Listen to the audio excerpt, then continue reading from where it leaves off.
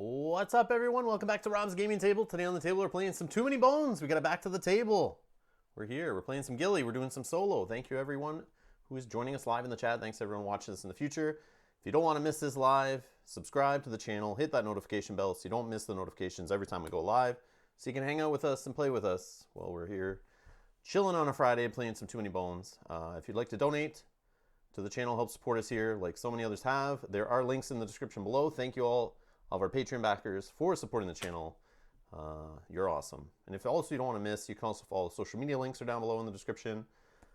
And our other, I think there's a playlist link down there if you're curious about any other Too Many Bones playthroughs we've done. We've played solo, we've played co-op with 2, 3, I don't think we've done 4-player videos yet. Played Undertow, 40 Days of Daylore content, which we'll be using today. Yeah, lots of Too Many Bones playthroughs. We did Age of Tyranny. We did a whole campaign on the channel. You can check out the whole series of that, which was awesome. Alexander's here. Hi ho, hi ho. Off to play Too Many Bones we go. All right. Thank you everyone joining us today. Happy Friday. So we are gonna get down to the table here and get all set up. So I got everything out here. The Tyrants, we're going to play some Tyrants from the core set. The reason why I've picked these 3 Tyrants to choose from is because in 40 Days of Daylore, they came with alternate little encounter cards. 40 Days Mulmesh, we got 40 Days Nom, and 40 Days Drellin. So I want to try those out. I mean, we may see them in the playthrough, we may not, but it's some new content. I want to try it out. And the reason why I'm playing Ghillie today, not just because I love Ghillie and he's awesome, and he's a great ranged Gearlock, and I find him fun because I like playing ranged guys in games usually, is I got the Ally pack a couple months ago, and I haven't played them since, but I want to play with these. I know they're just cosmetic. There's a little Ally pack, so instead of, oh, I guess you still use the dice, I'm pretty sure. Use these dice, but now we have nice little chips with art on them and stuff you can use. So yeah, I guess you can pick which side to use. So we got our Growls companion, our Talon companion, and that has art on both sides. And it reminds you that they have flight or lashback or hardy. And there's your little Yeti Wolverine companion. Ricky is like, oh, look at the little cute side there. Oh. Get all from Too Many Bones to Christmas. Oh, awesome. So you got it all at Christmas, played all over the holidays? Yeah. I'm assuming you liked it. I'm assuming it was awesome. I'm assuming your holidays were great. You vote for Drellin. All right. Anyone else in the chat? Let me know what you want to see. What you want to see me play. You know I'm playing Ghillie. That's locked in. And we'll use the 40 Days in Daylore encounter. So I have no idea what's on those encounters. I haven't looked at them, and I want to be surprised. So I'm down for trying the other ones later at some point. So either way, we'll get them on the channel at some point since we play so much Too Many Bones here because it is one of my favorite games. Yeah, I think it may be my top 2019 new to me game. So I know it didn't come out in 2019, but I had no idea what it was until mid 2019, and it's awesome. All right. But if no one else speaks up, we're taking Drellin, which I'm cool with because there are a lot of, I have all the baddies like organized here just off camera. Maybe I can show you. I have them all here ready to go so we can get set up nice and quick. If the camera doesn't wobble too much. But they're all set up there so I can just grab them and throw them together. But they do have, when I was sorting them out, I did notice 40 Days does have a lot of bog type guys that they added in. So if we pick Drellin, actually if we pick Drellin or Mulmesh, we'll see those. But there's other types in there, like there's other orc baddies and stuff. So, oh, Yanis is here. We got Nom, a Nom vote. That's Ty. No rush. I'll shuffle up decks while we wait because I know there's a delay. If anyone else in the chat wants to vote, we have Mulmesh, Drellin, and Nom, and I picked them just because they have expansion encounters, like new encounters that I've never played with, that come from the 40 Days in Daylore expansion. I'm not sure why they gave it only for those guys. Maybe it's just because they only have one each to kind of spice it up, give you some variety. And some of the other Tyrants, they have like 2 or 3 encounters. So every time you play, you usually don't see them all. And some you might not see after a few playthroughs. But yeah, Mulmesh, Drellin, Paleface, and Nom. So we have a vote for Drellin. We have a vote for Nom. I wish I could do a vote in chat, but I know you could do like a vote with like clicking on the screen. Oh, screen on Twitch. Hindsight's here. Welcome back. Welcome back. And we got a Nom. That's 2 for Nom, 1 for Drellin. Uh-oh, Alexander's losing out here. He's got to message his friends. Get him in on the chat. Quick, get him to the stream and vote for Drellin. That's awesome. I usually don't pick Nom. I usually don't put him in the running just because he's like a shorter playthrough. Unless I'm like, man, I can only stream for a couple hours. I know I'll either die. Oh, Mel's here. Mel is in the chat. My wife, who usually plays co-op games with me. You guys know her on the channel if you've seen our other co-op playthroughs. She has voted for Drellin. We got drama, guys. We got drama. Nom is too easy. Ah, yes. Nom with Ghillie is a little rough because you could just like do that one, I think it's piercing arrow to ignore his thick skin. And then you can like, you know, double damage with marked enemy if you get lucky and you just like one-shot him. And Bernardo's here. How's it going? Howdy from the Snowocopolis, northwest, non-Snowocopolis. Oh, northwestern. No snow. You got SERPed. New Nom encounter would be cool to see because I don't know how it works. I haven't looked at it. Don't spoil it for me if you even know what's on the other side of the card. I haven't looked at any of them. I unboxed it, threw them in there, and I just today was going through the stuff and was like, oh yeah, these tyrants have cards I haven't seen yet.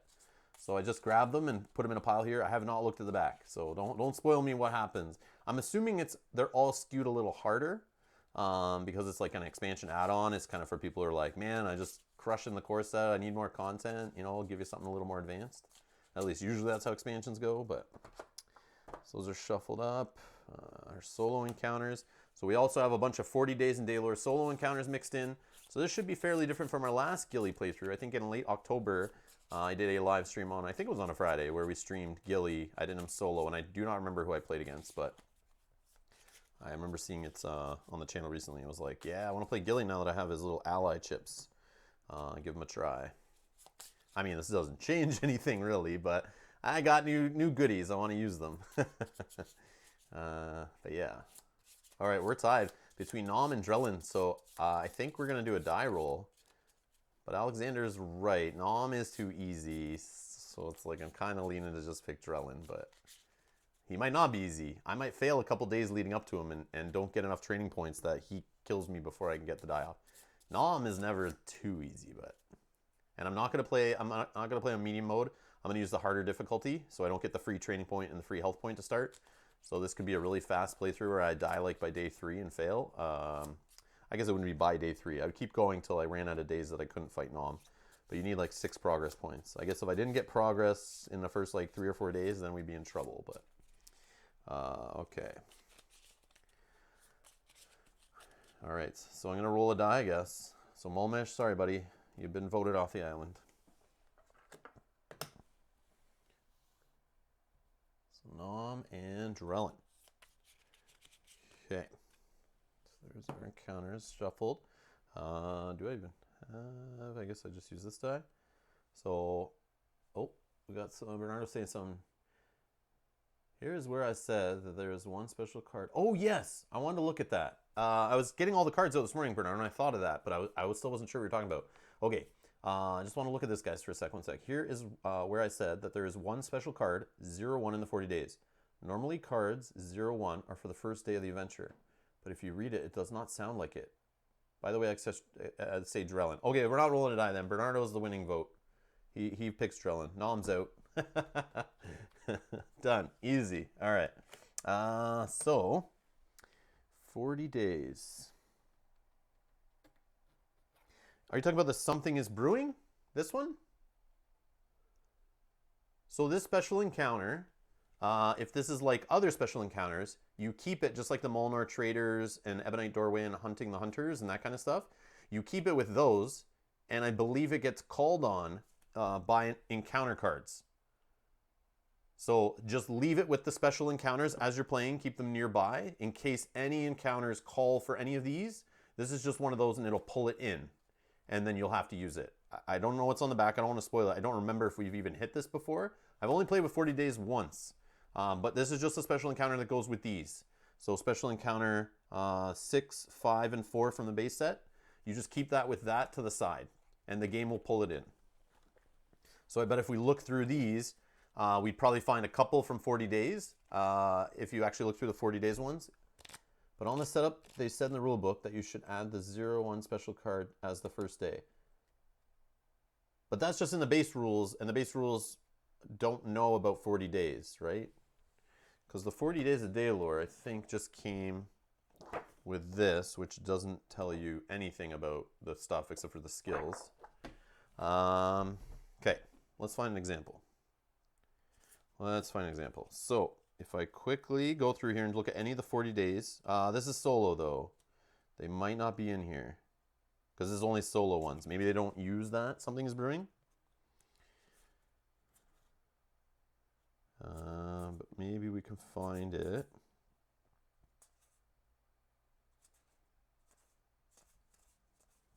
It usually would be in the blue, I'd think, right?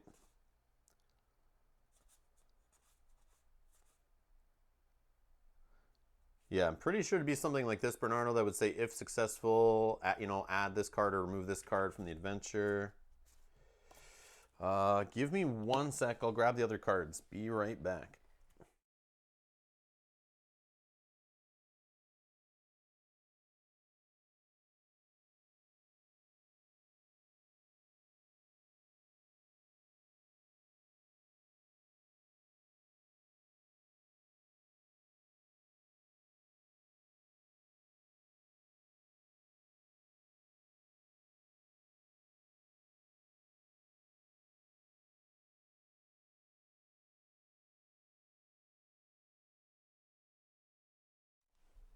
All right. Whoops, wrong one.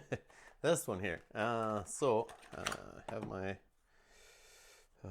40 days general. Yeah, see, I don't think we played 40 days multiplayer because I have a bunch of 40 days general. Oh, no, I have some mixed in. But I bet if we quickly look through these, and you know it's not a day one encounter because it doesn't have, like, it doesn't have these symbols on it. So don't use it because that's what they use now. And it doesn't replace a day one. But we'll find it. I bet if anyone knows in the chat, it goes with one of these cards. But I bet. That's just my assumption because it's special encounter, right? I know the day 1s and 2s and 3s are special encounters, but I'll show you. We'll take out all the 40 days general. I bet it's on one of these for sure. Okay. Those are the 40 days cards. So I bet if we quickly scan the back.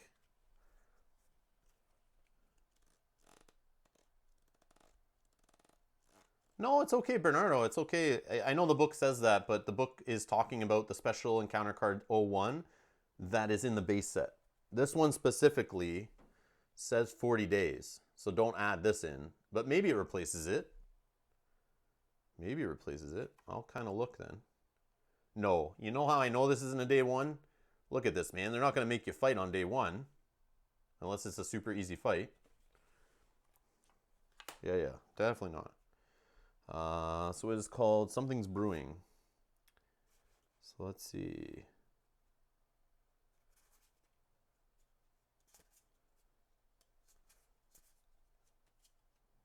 But I bet it's called upon.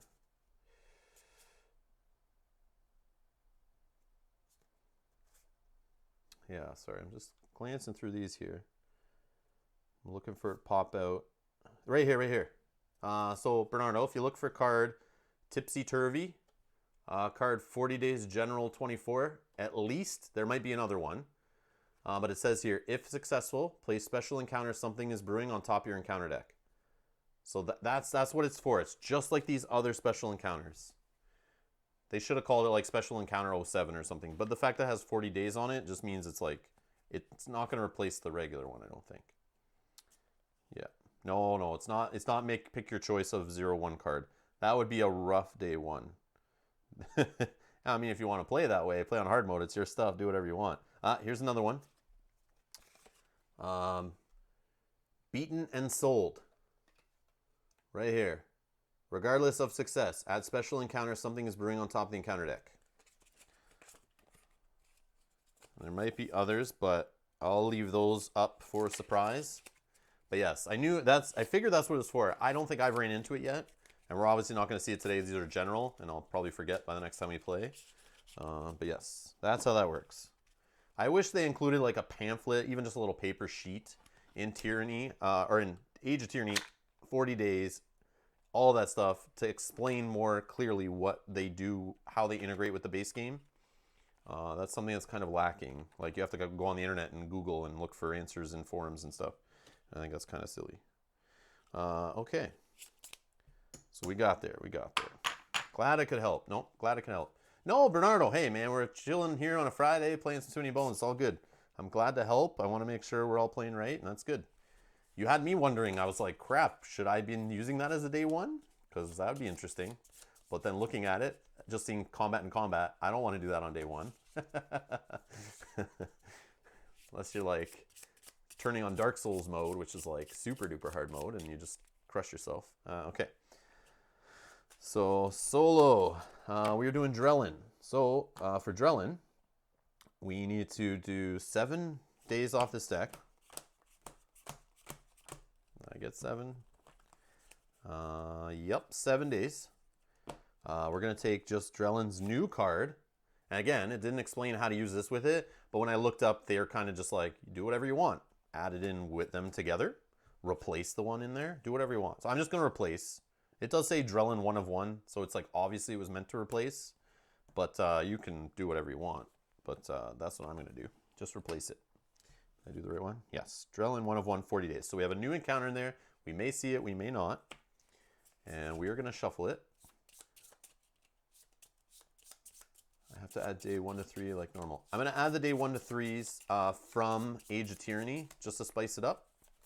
So let me just put that there, and I'll look away and shuffle so I don't see it on any screens or anything, and have it kind of random. Okay, that's gonna go in there. These can go away, and we need a day 1. So these are the day 1s, all from Age of Tyranny. I don't have included the regular ones in here. I was actually debating playing an Age of Tyranny campaign and starting it today, but I think my Tink and Gasket might show up any day, so I don't want to get into a 7 playthroughs of Ghillie or less, or playing 2 per video, that kind of thing I might have done. But I'll wait for Gasket and Tink to come, and then maybe I'll decide after that to do an Age of Tyranny solo. But I do want to try one of those, and maybe have like Mel jump in. We'll do the jump in and jump out as we play, but I want to do that soon, just because Age of Tyranny was super fun playing with all that stuff. So here's our day 1. And here's our day 2. And day 3. So 1, 2, 3. So leave day 1 out, I guess. Right there. Drellin. Is this poison die? So Drellin, for those who don't know, his final battle is Battle of the Bog. So this Joker, we need 6 progress points. And we got to fight him and destroy him within 10 days. And a day is each encounter, and those encounters are just put in there. We're going to have Bog type, Mischief, or Bog type, Goblin, and Beast type baddies, I'm pretty sure. The game length is 2 out of 6.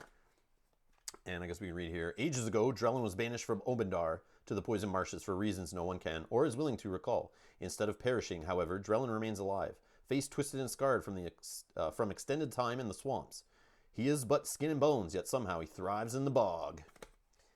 Dirty bog dweller. All right. So we in a battle that we hopefully will get to, we place Drellin lane 1, draw bog type baddies, place them in 2 and 3. Party of 1 to 2, which is us. You give 2 1-point bog baddies that are kind of protecting them, because he has bog rule ability.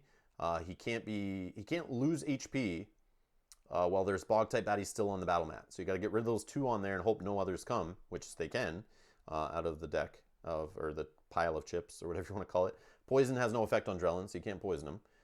And then this, I always forget, each moved position on the battle mat requires 2 decks instead of 1, because you're fighting in the swamp, so it's harder to move. We ignore the battle cube because we're playing solo.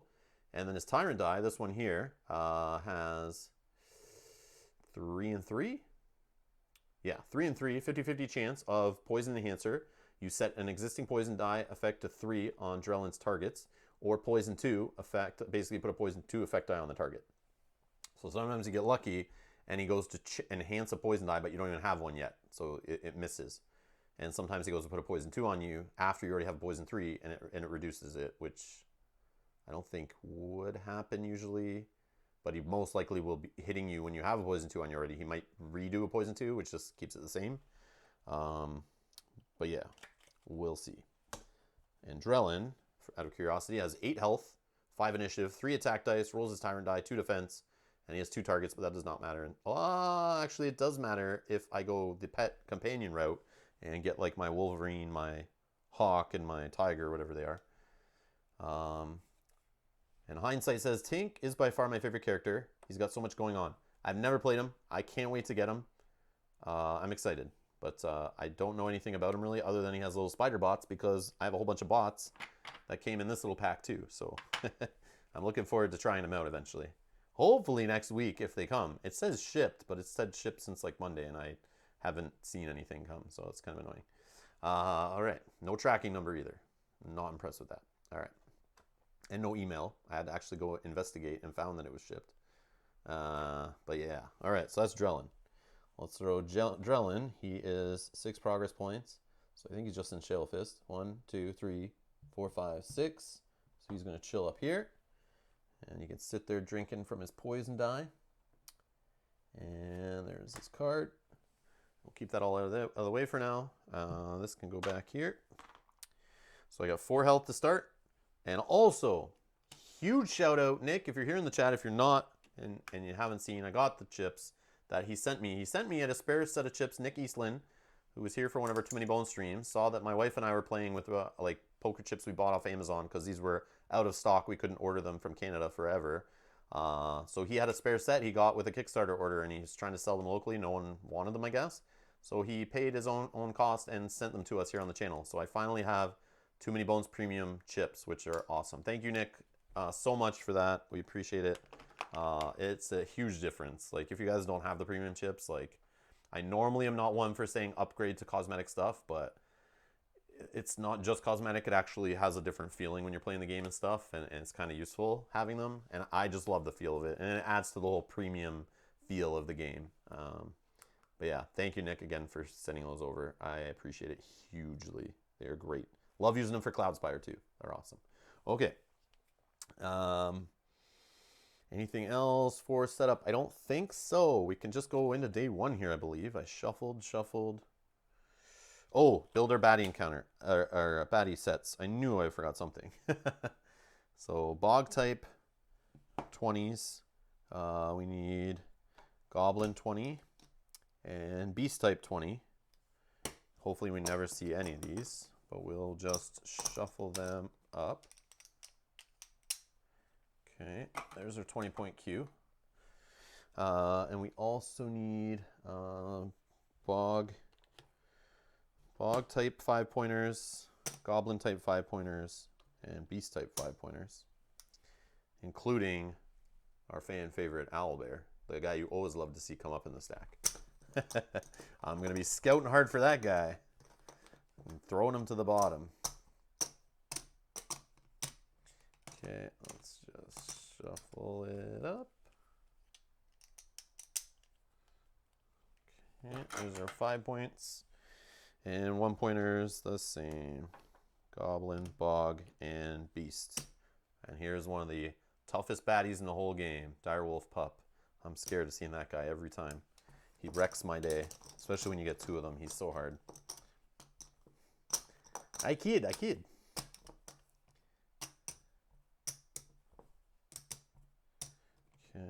let's do a little, whoops.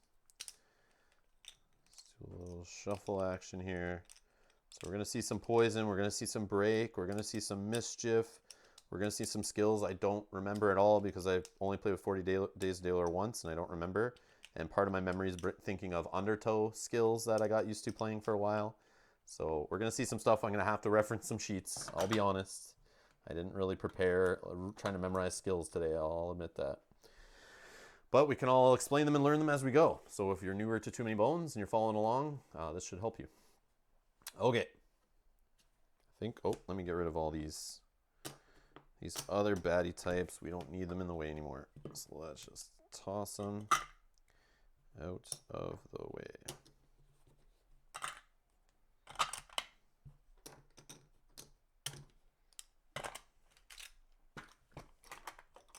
You may have to call on stuff from there, so I like to keep them nearby because some encounters do get you to go grab baddies that you're not even playing with. All right. If anyone has any questions, drop it in the chat. If you're new to Too Many Bones, want to know anything, we're chill here. It's not too hardcore. If you want to see some, I guess, more hardcore playthroughs, we have some Age of Tyranny playthroughs on the channel and some earlier playthroughs where it's more focused. But this is just a chill live stream. We're going to play through here, have some casual fun. Although I am playing on legendary difficulty with no extra help or whatever it's called. Actually, what is it called? I know it had a different name before.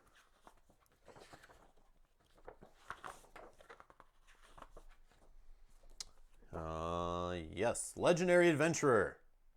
Use this mode when you're ready for the true challenge of Too Many Bones. No candy-coated gear locks, no training freebies. Too Many Bones. Straight up. Straight up, guys. Straight up. So I've been playing for like 6 months now. It's time to play without the training wheels on. Let's do this. No, I'm just joking. We've done it before. We've done it before. Okay. So Insomnia. This is our day 1 from the Age of Tyranny.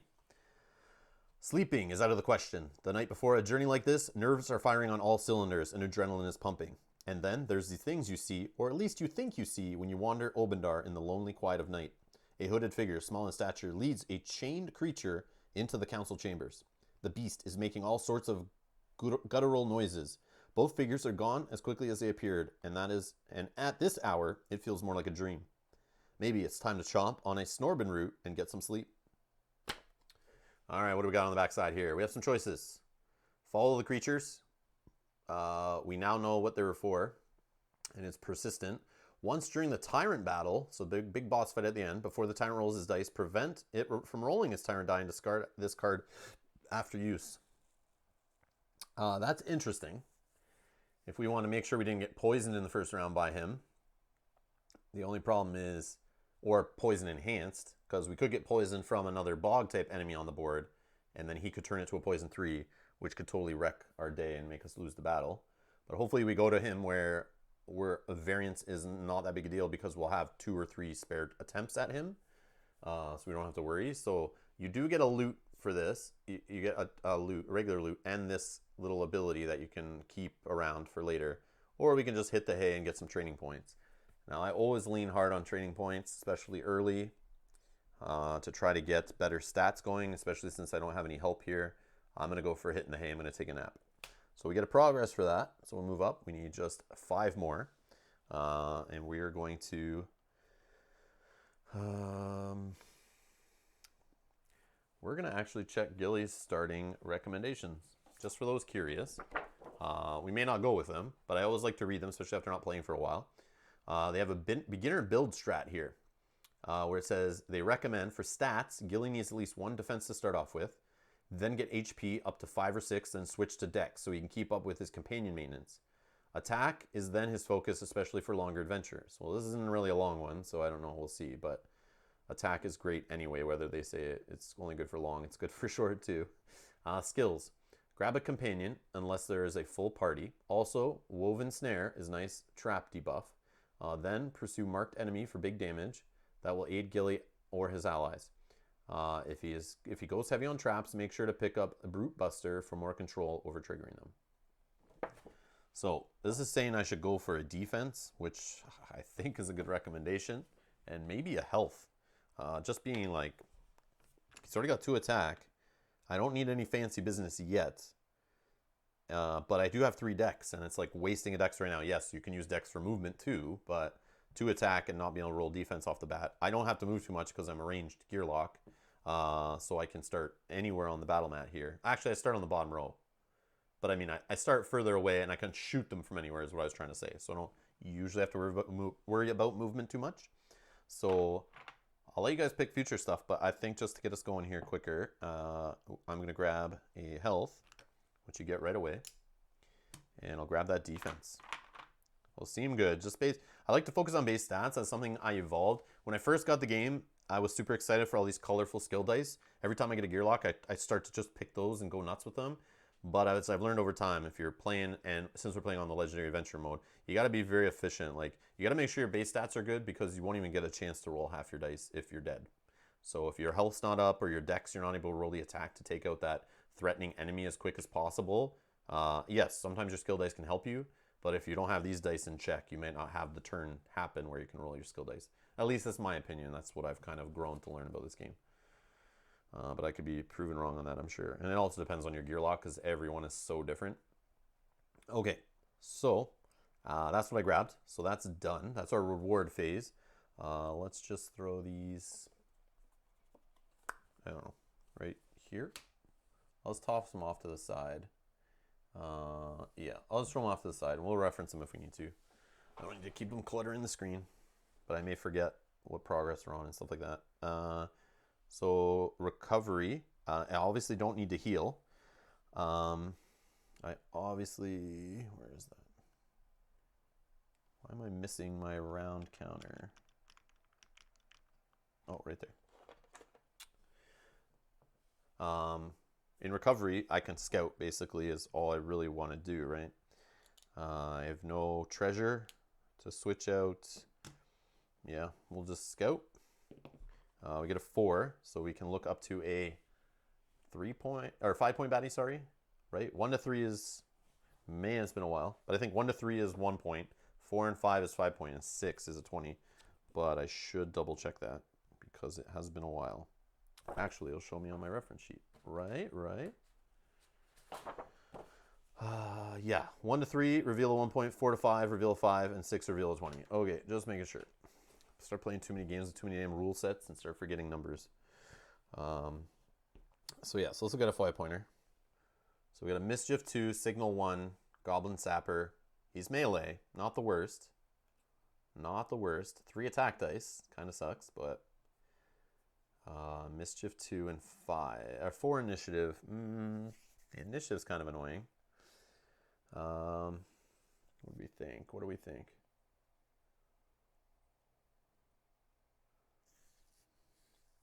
I don't think he's that bad, but I'm going to toss him to the back. He's not Owlbear, though. He's staying up front, and we know about him. Yeah, he could bring another guy in, but if I get to go for a higher initiative, which Ghillie, initiative-wise, let's check him out here.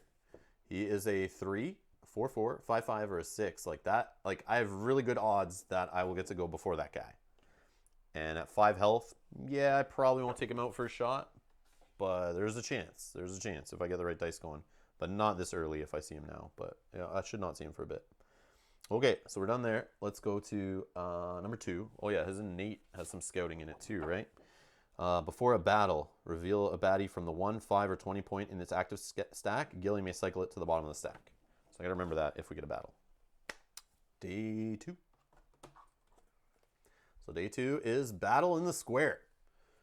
The walls come crumbling down before anyone has a chance to trip the alarm. The fountain in Obendar Square is the first victim. The spray of water makes it difficult to see anything. The next victims are a couple of hapless humans who have now been relocated to outside of Obendar courtesy of an effortless toss. Kill old one, kill old one, kill old one, the troll roars. The troll can be fought here, but it'd be safer to lead it back outside the city gates and give the city guard a chance to get its heavy artillery online. All right, so lead the troll out of town. We can get an extra training point if we do this. They're both combat options. Stay just out of reach. Give the crossbow as good a shot as possible. So battle Q would be baddie points, which is 2 times 1 is only 2 1-pointers. But then you add a 5-point troll. So we got to grab one out of our other stack. And then gearlocks cannot deal damage to baddies from attack dice or skills in this battle.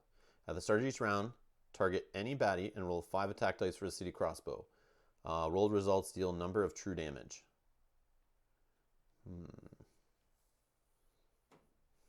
5 health, 1 defense die. Can I last 3 rounds? Well, the crossbow tries to kill everybody. Or fight in the square. Let's hope the city archers are a good shot. So same thing, battle points and add a 5-point troll. Each baddie that enters the battle mat takes 2 true damage, and I have surprise.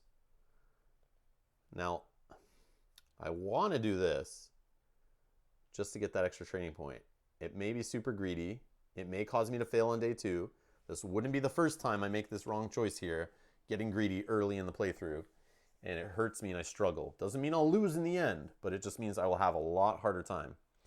Run, Forrest, run. You have 3 dexterity, so you can. True. Very true. So you guys want to see the first option? I know Bernardo does. But yeah, I'm thinking of going first option. Let me grab the 5-point troll either way while we wait. Let me find out where the trolls are. So they're right here. So that's a 20 troll.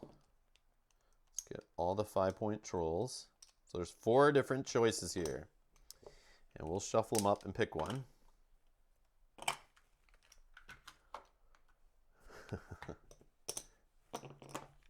I don't know what these are. Whoops, I don't want to see it yet, but it's there. Where were those trolls? Right there. Okay. So we get 2 1-pointers. Oh, before battle though, I get to scout. So I can't scout this guy, but I could scout. Let's scout the 1-point stack. So a secrete 1 and poison ranged bog ribbits. Secrete. I need a refresher. Secrete. When attacked by an adjacent opposing unit, you add number of poison effect die on that unit. So I'm never adjacent to this guy, hopefully, because he is ranged and I'm ranged. So I should never get poisoned by his secrete. But I could get poison 1. Again, I'd probably leave this guy on the battle mat, but he'd constantly keep poisoning me over and over again. So running from this guy is not part of the strategy, so I'm going to throw him to the back. Doesn't mean I won't get another range baddie, but yeah. So let's do the first option. So we get 2 1-pointers.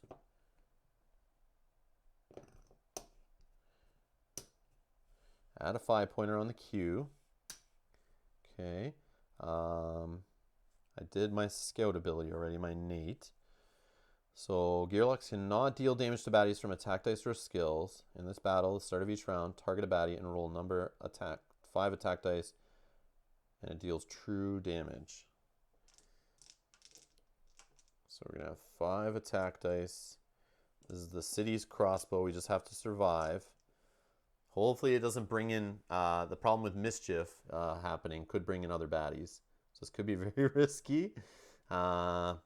I don't have any traps or anything to do, so let's go here.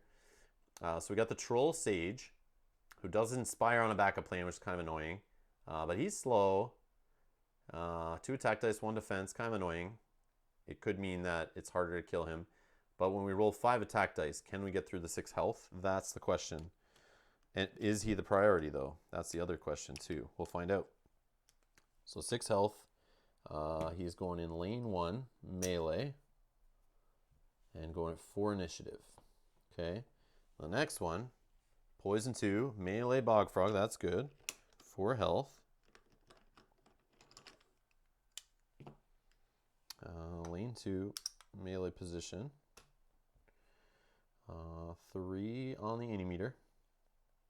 And the last one, mischief guy. Okay, so we got no, not mischief. I was trying to think of the one that pulls them in from the signal. No signal guys. Yeah, I might have said mischief. I meant signal. So that's good. So this is all we have to deal with. So this guy only rolls 1 attack die. This guy rolls 2. This guy doesn't roll any. He just poisons me, so I got to stay away from this guy. I could also try to tank this guy first, hide in the corner here, roll the dice, try to get rid of the poison guy, and then I'm good from these guys for the first round. So let's do that little strategy here. Plop here. Let's see. We get 4th. Oh, I forgot to put the die in for this guy, who would be going after this blue one. Okay, so we're going first. Round 1. All right. So start of each round, target any baddie and roll a number attack dice, city's crossbow, true damage. So we're going to do it, try to do it to this frog, the bog frog. Can you use backup plan to damage? Yeah, it just says not from dice or skills. Oh, but is a backup plan a skill? Let's find out. I don't know. I don't think so, but it could be. It doesn't say. It just says backup plan. It doesn't say backup plan skills, but yeah, Omni. I'm not sure actually. I'm not sure. That's a good one. Might want to look that one up, but uh, yeah, I guess roll for bones and try to do damage that way. I'm probably just gonna try to get fortune discoveries going. I think there, or get my innate +1 if I can. That's my plan. But okay, so I don't think it should come up, but I'm not sure on that one. Yeah, the other is just poison one. One day is just turn. Doris, thank you. Good evening. Welcome. All right, so I'm going to do the crossbow, the city crossbow on this guy, the bog frog. I don't want to kill the 5-point baddie. The reason why is because I can get away from him right now, and I can try to kill. He's not going to reach me right now. So I don't need to worry about him yet. At the start of the next round, I'll probably target him. But this guy's an immediate threat. He can get to me right now. And I don't want to put myself on this side because then I will get attacked by this guy and trapped by this guy. They'll trap me in here. And I could go for him, yes, but yeah, let's try to not get any attack. I could be wrong, but that's my reasoning. That's my reasoning, Bernardo. That's why I'm doing that. You could be right. This is the chance I'm taking. All right, so let's do this here. So far 2 attack and a cock die. So that was 1 and 3 bones and not enough to kill him. So we only hit for 2. Here it goes. This is what it's going to be like for me today. All right. So I definitely wouldn't have killed the big guy. This is not a guaranteed kill. That's the other risk, which we just had happen. All right. So I get to go. I'll roll a defense, and I'll roll 2 attack die. I can't damage them, but I can still target them. So I'll just target, I don't know, whatever, this guy here. Looking for bones, really, and a defense die. So I did get 1 defense, and I didn't get any bones. I actually got 3 attack, but I can't do any damage. So next is this blue guy. And I'll have him move like this. Yellow guy. Let's have him move this way. Then the frog, I'll have him move down here. He'll poison to me. I throw poison 2 on myself, which is good fun. That could be trouble. And then we'll go to round 2. So start of the round, I'm actually going to target the frog again still. So he is going to be the shot for the crossbow at the start of the round. And there you go. Where was that? So that's 6. Boom. All I need is 2. We destroyed him. And that is gone. So 1 less enemy should clear up and enable us to move around the board a bit. Okay. So I take, start of my turn, I take 2 true damage, down tick my poison die. I will then use, I have 1 defense, so I'm not going to roll that. I'll just use my 3 decks to just run up there. 1, 2, 3. This troll sage. I'll have him move this way. And this guy, I'll have him move this way.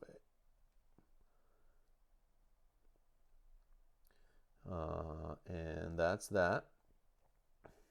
Round 3, crossbow. I'll actually, since I'm furthest away from this guy, I'm going to actually choose this guy here. And wow, there's a nice roll again. Another 6. Boom. True damage. See you, buddy. And he's gone. Okay, my turn. True damage. Poison's gone. And I don't want to stay here, but I don't have to go too far. But I don't need to roll anything. I'm just going to use 3 decks. Why not? Oh, actually, I do want to roll stuff. I'll just move 1.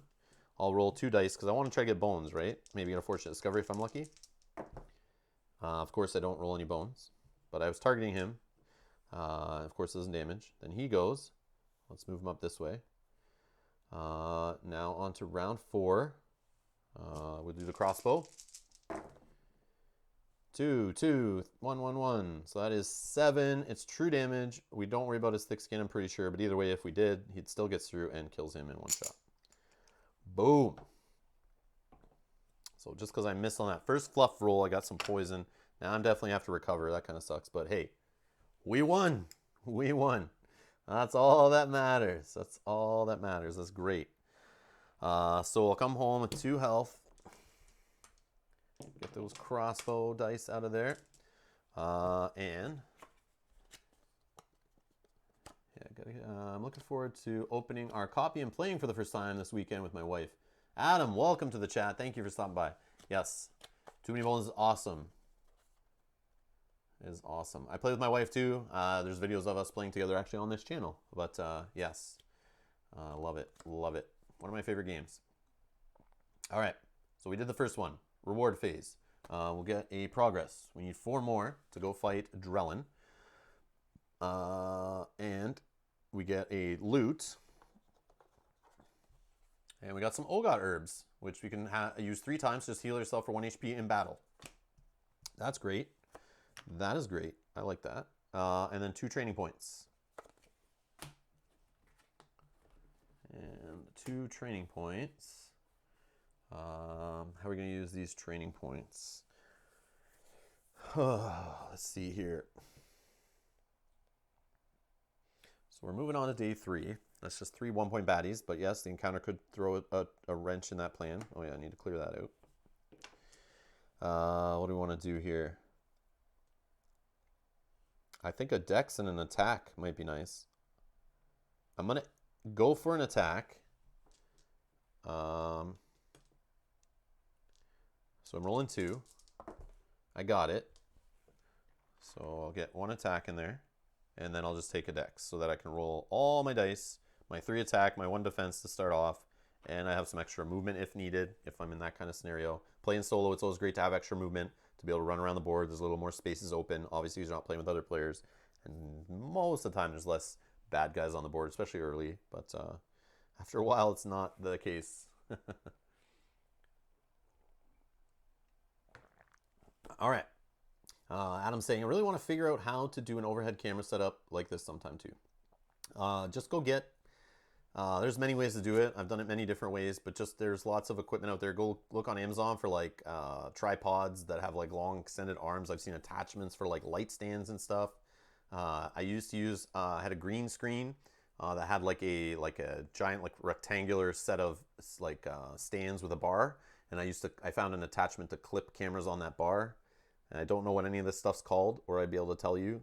And I've had this stuff for like 5 years, so I couldn't actually find you the order links, and I'm sure some of this stuff doesn't exist on Amazon anymore. But yeah, just go start looking at different go on Amazon, and I was just looking for light stands, tripod stands and stuff. And sometimes you just need adapters to like fit the thread on your camera, but you could just go read up on like thread sizes. So if you use like a microphone stand to hold your camera if it's light, you can find like a threaded adapter that'll change that thread diameter to like the thread you need to go underneath the camera. Don't know what those measurements are off the top of my head, but that's just start Googling and reading. That's how I figured it all out.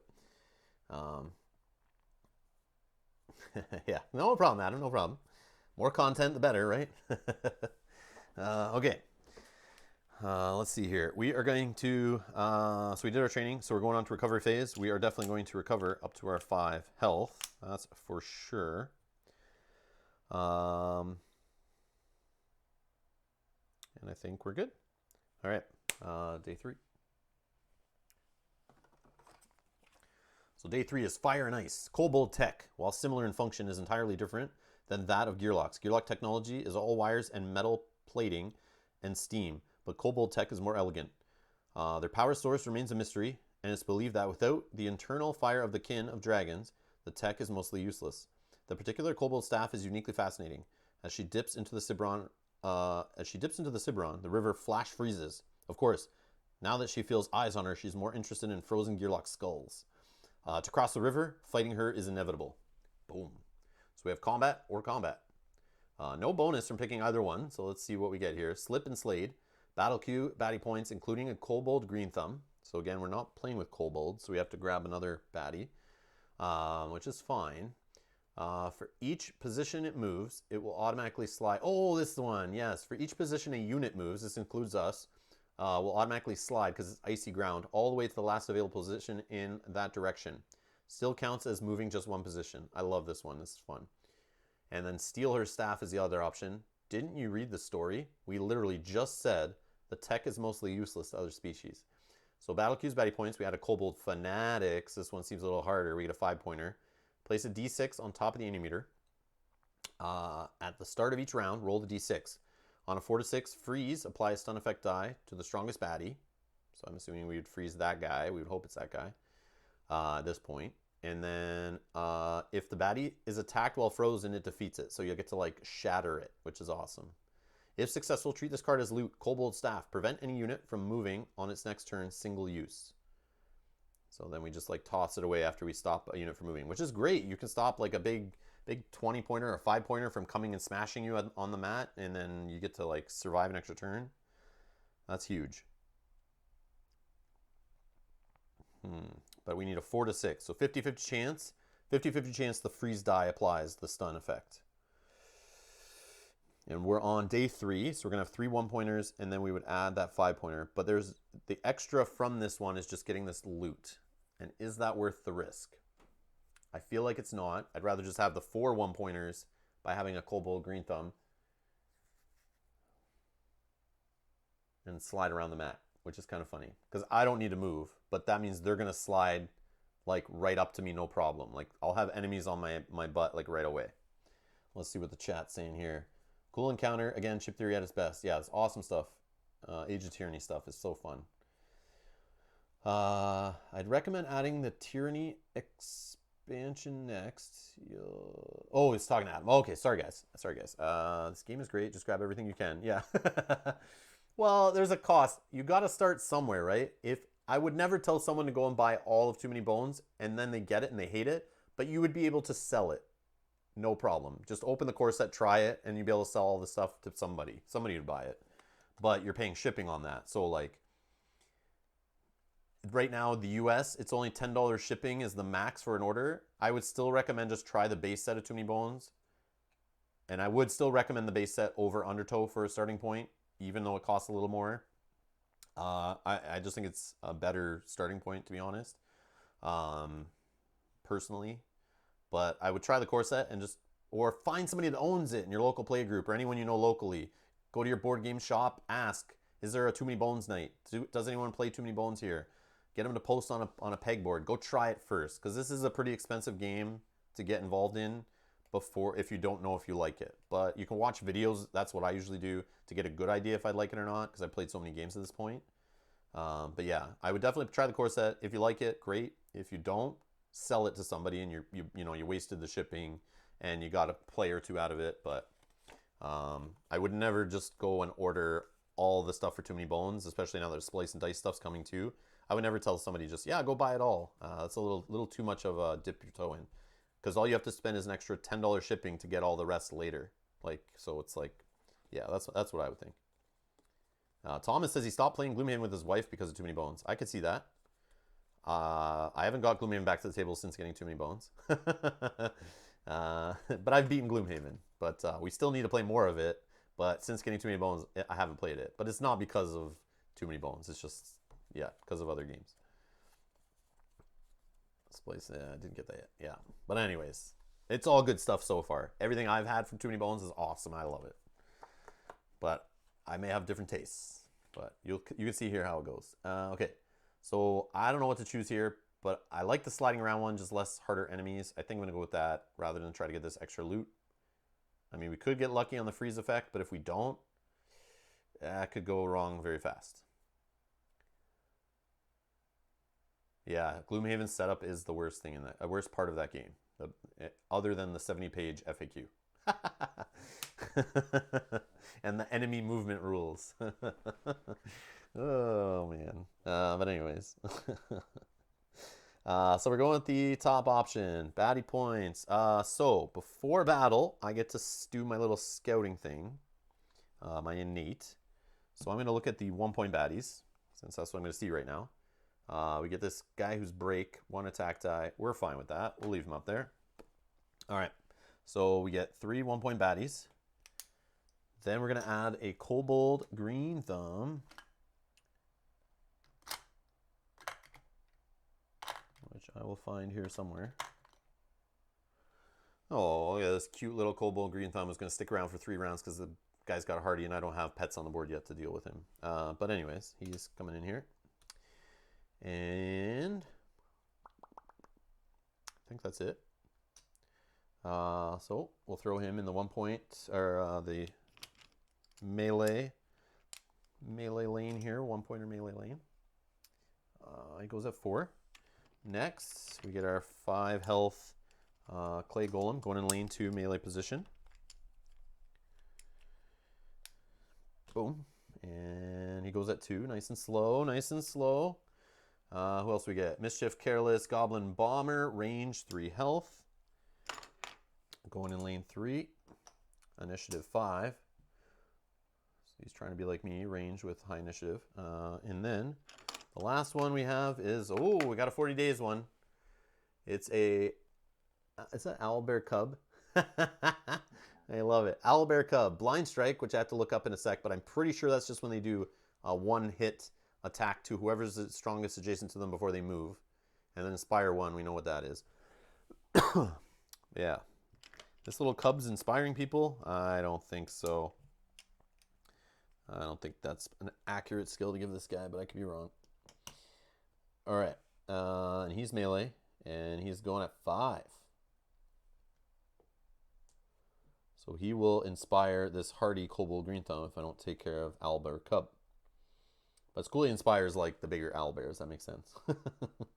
So blind strike. You just double check that I'm doing it correctly when it kicks off. Before moving, this unit deals number of damage to the strongest adjacent unit. Okay, I had that one right. I'm going to try to go from memory before I look. But I want to make sure I have it accurate. Broadhead, 5 bones. Use blind strike on break guy. Oh, yeah. Ah, that's cool. Yeah. That's cool. All right, so let's find out where I go. 4. Ooh, not at the top. Not at the top. All right, where do we want to go? So 1 attack die, 1 attack die, inspire, or blind strike. Oh, inspire. He'll inspire this guy to do 2 attack dice. Here?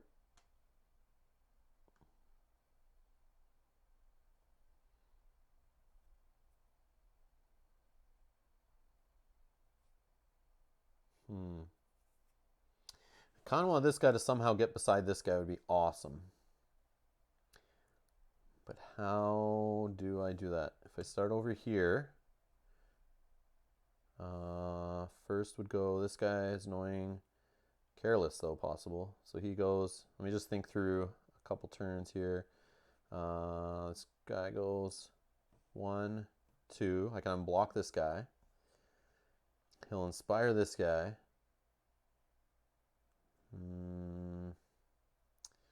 No, it doesn't work because this guy will just come in here. I could start here. I could have this guy come down, block this guy. Then this guy moves up. And then the blind strike guy would be beside this guy. But he still would hit this guy, I think, because he'd be the strongest. Unfortunately. Unless I target this guy. But I don't want to break my dice.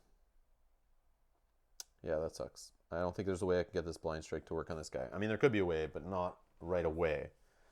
But it would help me with the hardy for sure. But I think this is my priority. But he goes first. Inspires this guy to jump over me. Yeah, that's a rough. Going so low on the initiative track against 4 enemies. Oh, they slide. I gotta remember that. They slide. The ice ground. I forgot. So this guy will slide here, then slide here. So he'd be right beside me.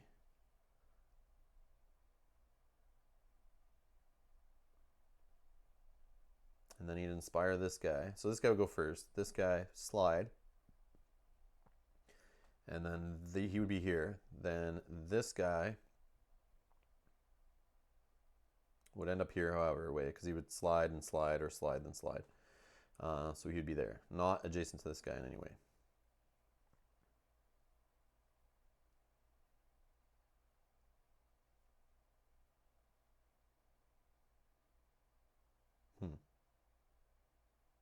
But at least this guy doesn't do attack dice, which is cool. So I'll start in the bottom left. I think. If I start here, he slides. He slides.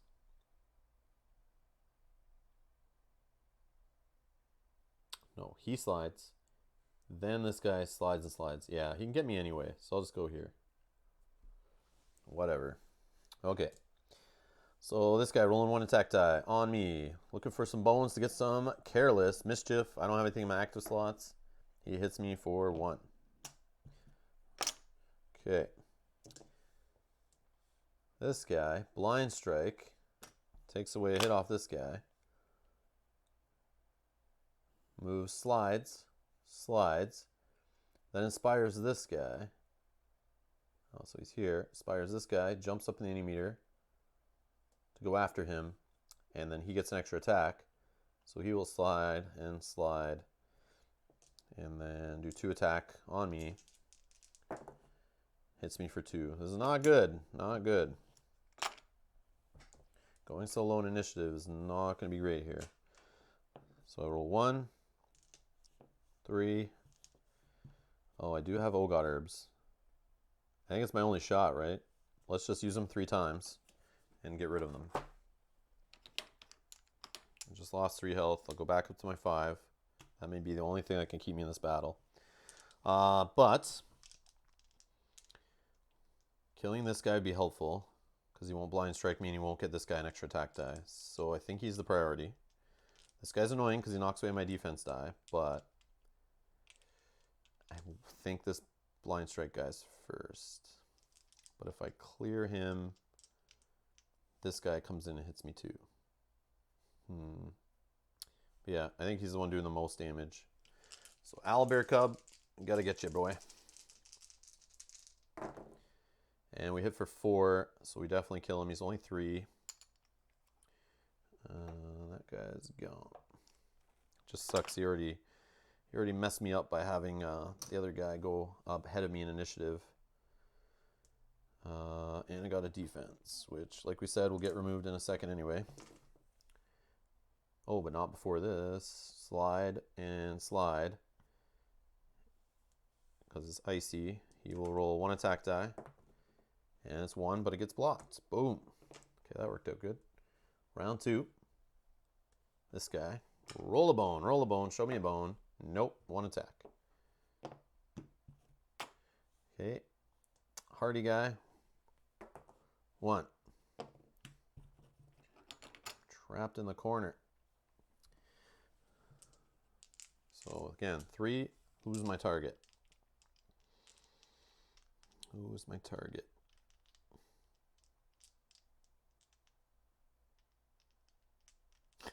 Sucks because this guy's got hardy. I'm trapped here. This guy will break my dice. Yeah, this is a bad corner to be in here. I gotta go for this guy though. We get him for 4.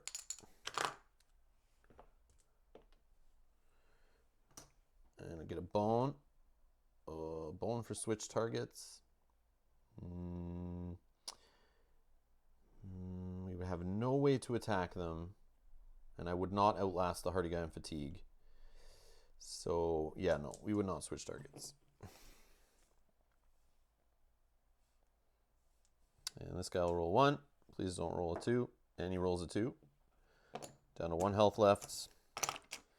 And that means I'm probably dead here from this guy rolling 1 attack die, and I'm dead. Boom! We failed. We failed. We failed. We failed. We failed. So these guys will go to the bottom of their stacks.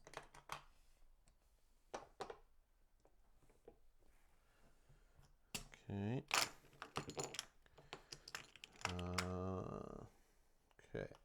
we don't get any of this. So just throw that face down over there. That's gone. That's gone. So we go right to recovery phase, which will go for our 5 health back. And we go to day 4.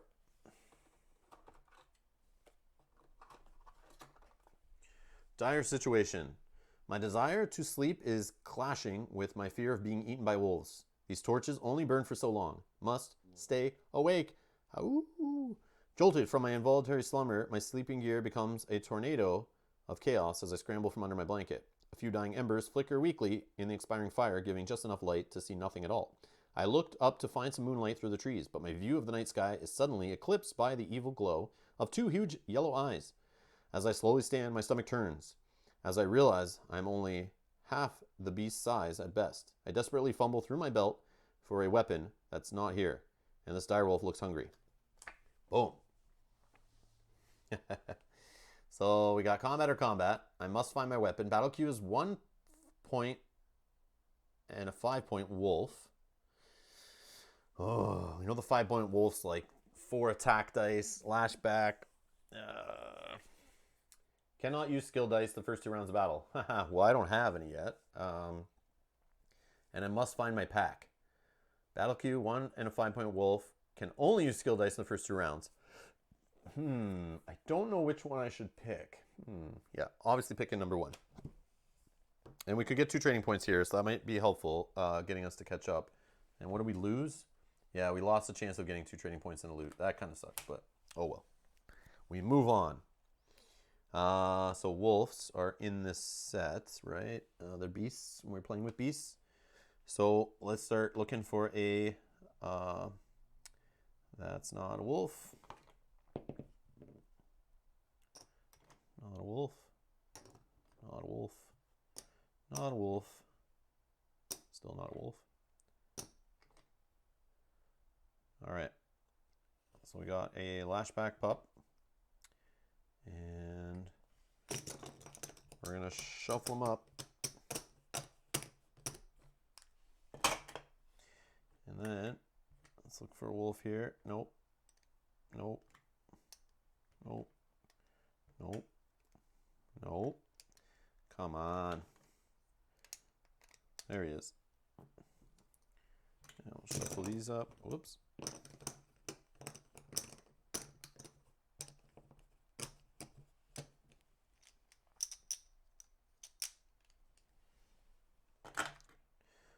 Okay, keep a little scouted guy there.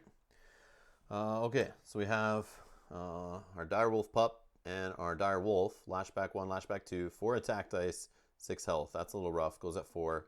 This guy's a 3/3, 1 attack. Ugh. So before battle, though, we know that's our Q, but I will just scout a 1-point. Poison 1. It's not the worst. Yeah, I'll just leave him on top. That's okay. All right. So lane 1. And it's going to be 6 health. Melee. Going at 4. And the pup. 3. Lane 2. Melee. 3. And 5. There we go. That would have been a whole different battle last battle if we just had a higher initiative and then Inspire didn't happen. That's what tanked us, really. And it sucks that I burned the Ogot herbs. But so all I thought was our only chance if we got lucky on a couple bones rolls. But oh well. Okay. I will start over here. I don't need the big wolf hitting me right away. And the ice sliding around thing, maybe that was the wrong choice. Because they were able to slide right over to me, guys that normally wouldn't get to me right away. And that kind of messed with me. Probably should have used the frozen thing and went based on the die roll. Damn. But now we know. All right. So I can't use skill dice the first 2 rounds. Oh no. Okay. So let's go 3 attack, a defense.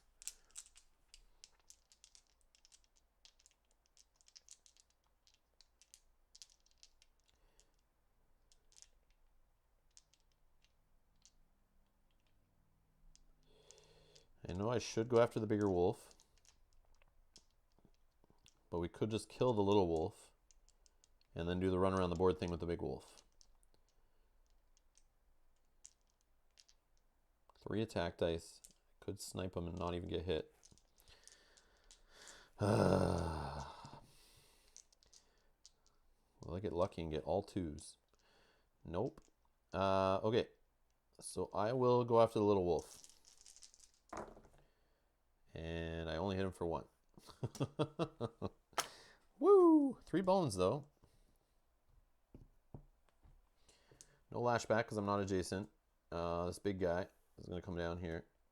The little guy is going to come down here. He'll roll 1 attack on me. Hits me for 1. Okay. Round 2. I'm first. Oh, I could have did a Fortune Discovery. Lure away. That is taking a guy off the board, isn't it? Remove a 5-point batter or less from the battle mat. Place it on the bottom of the queue. Ooh, that could be fun. That would have been good in the last battle. But you don't get it that quick usually. If we go for our innate, we can just scout 2 baddies at a time. I'm not too excited about that anyway. But I mean, it's nice, but not the biggest deal. Consumable. Consumable, we could get extra mech leg, camo to mess with the battle queue, or bait. We don't have other guys yet, so I guess it would be the camo one. Which, roll this skill when acquired and keep it in the lock slot until used. Ghillie must keep rolled result. Use and exhaust camo when facing a battle encounter with battle queue baddie points. I mean, that could guarantee some wins, or better odds for wins. So...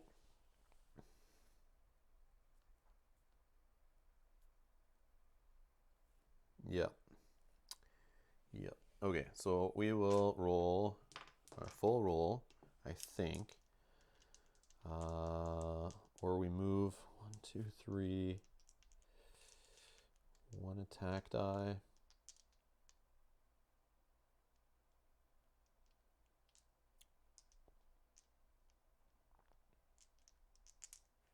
We'll just go for the big guy. So we hit him for 4. We get a defense, which we're okay with. He's not going to lash us back. I don't think I need to split or switch. No, I like that. Although if I did target the little guy, I would have split. Or switched, I mean. Switch or split, whatever. But I will do a Fortunate Discovery for my backup plan. And I'll take that camo consumable.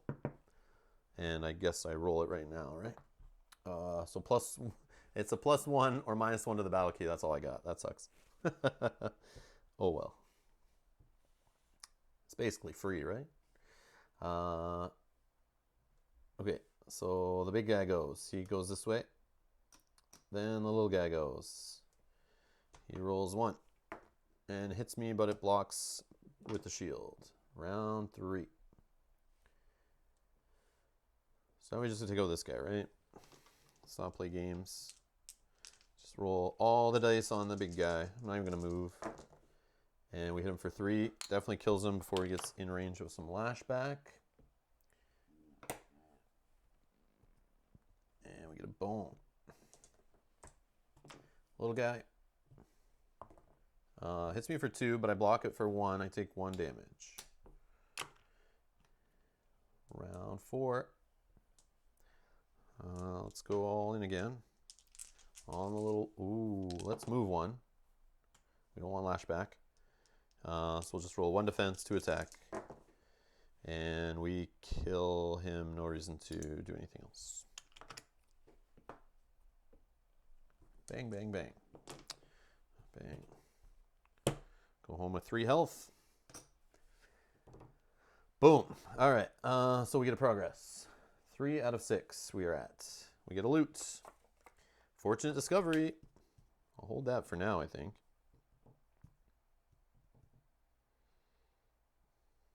And the 2 training points.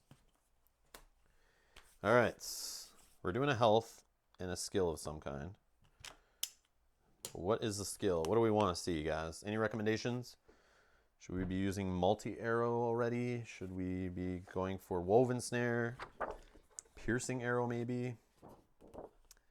I mean, I don't think piercing arrow is the biggest deal. We haven't really seen many guys with defense dice or true thick skin, but only that one. But that was not. They're not in the set normally.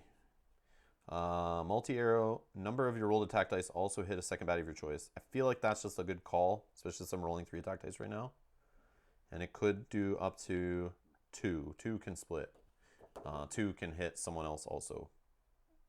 But it's only 1 miss on one side, and then 3 times it can hit one other baddie with another die. And if I roll a 2, that's like great. I can throw a 2 at another guy. Or 2 dice, I can point to another enemy. Target another enemy. Woven Snare is good-ish. I don't like the little randomness of it. It forces you on a miss, but you can put it in one of the starting slots, especially if you've scouted, and be able to nerf baddie 1 less attack die or 2 less attack die, which is great, but it does miss. It has a 33% chance of missing, and you're forced to just have it miss, and it's gone. Could go for the Wolverine. Start getting the companions. Omni says add another attack die. I wouldn't do that only being at 4 decks. That's kind of, yeah. It's interesting. It could be done. It's not the worst thing. But I don't have the decks for it yet. I mean, I do have the decks. I have 4 decks. I can roll 4 attack. But that means I'm not rolling a defense. And that's goes against my theory on the game. But I know there is the whole, like, get more attack, one-shot guys. Then you don't have to deal with the defense at all, as they're not alive to hit you. I understand that. With the if it hits additional, can that let you hit break enemies without breaking your dice?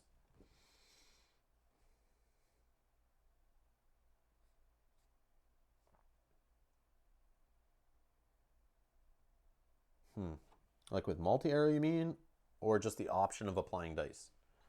Mark B's here. Hi all. Great. Ghillie, my favorite character is solo. Would take a companion first. Okay. So we have another attack die recommended. We have another, grab a companion.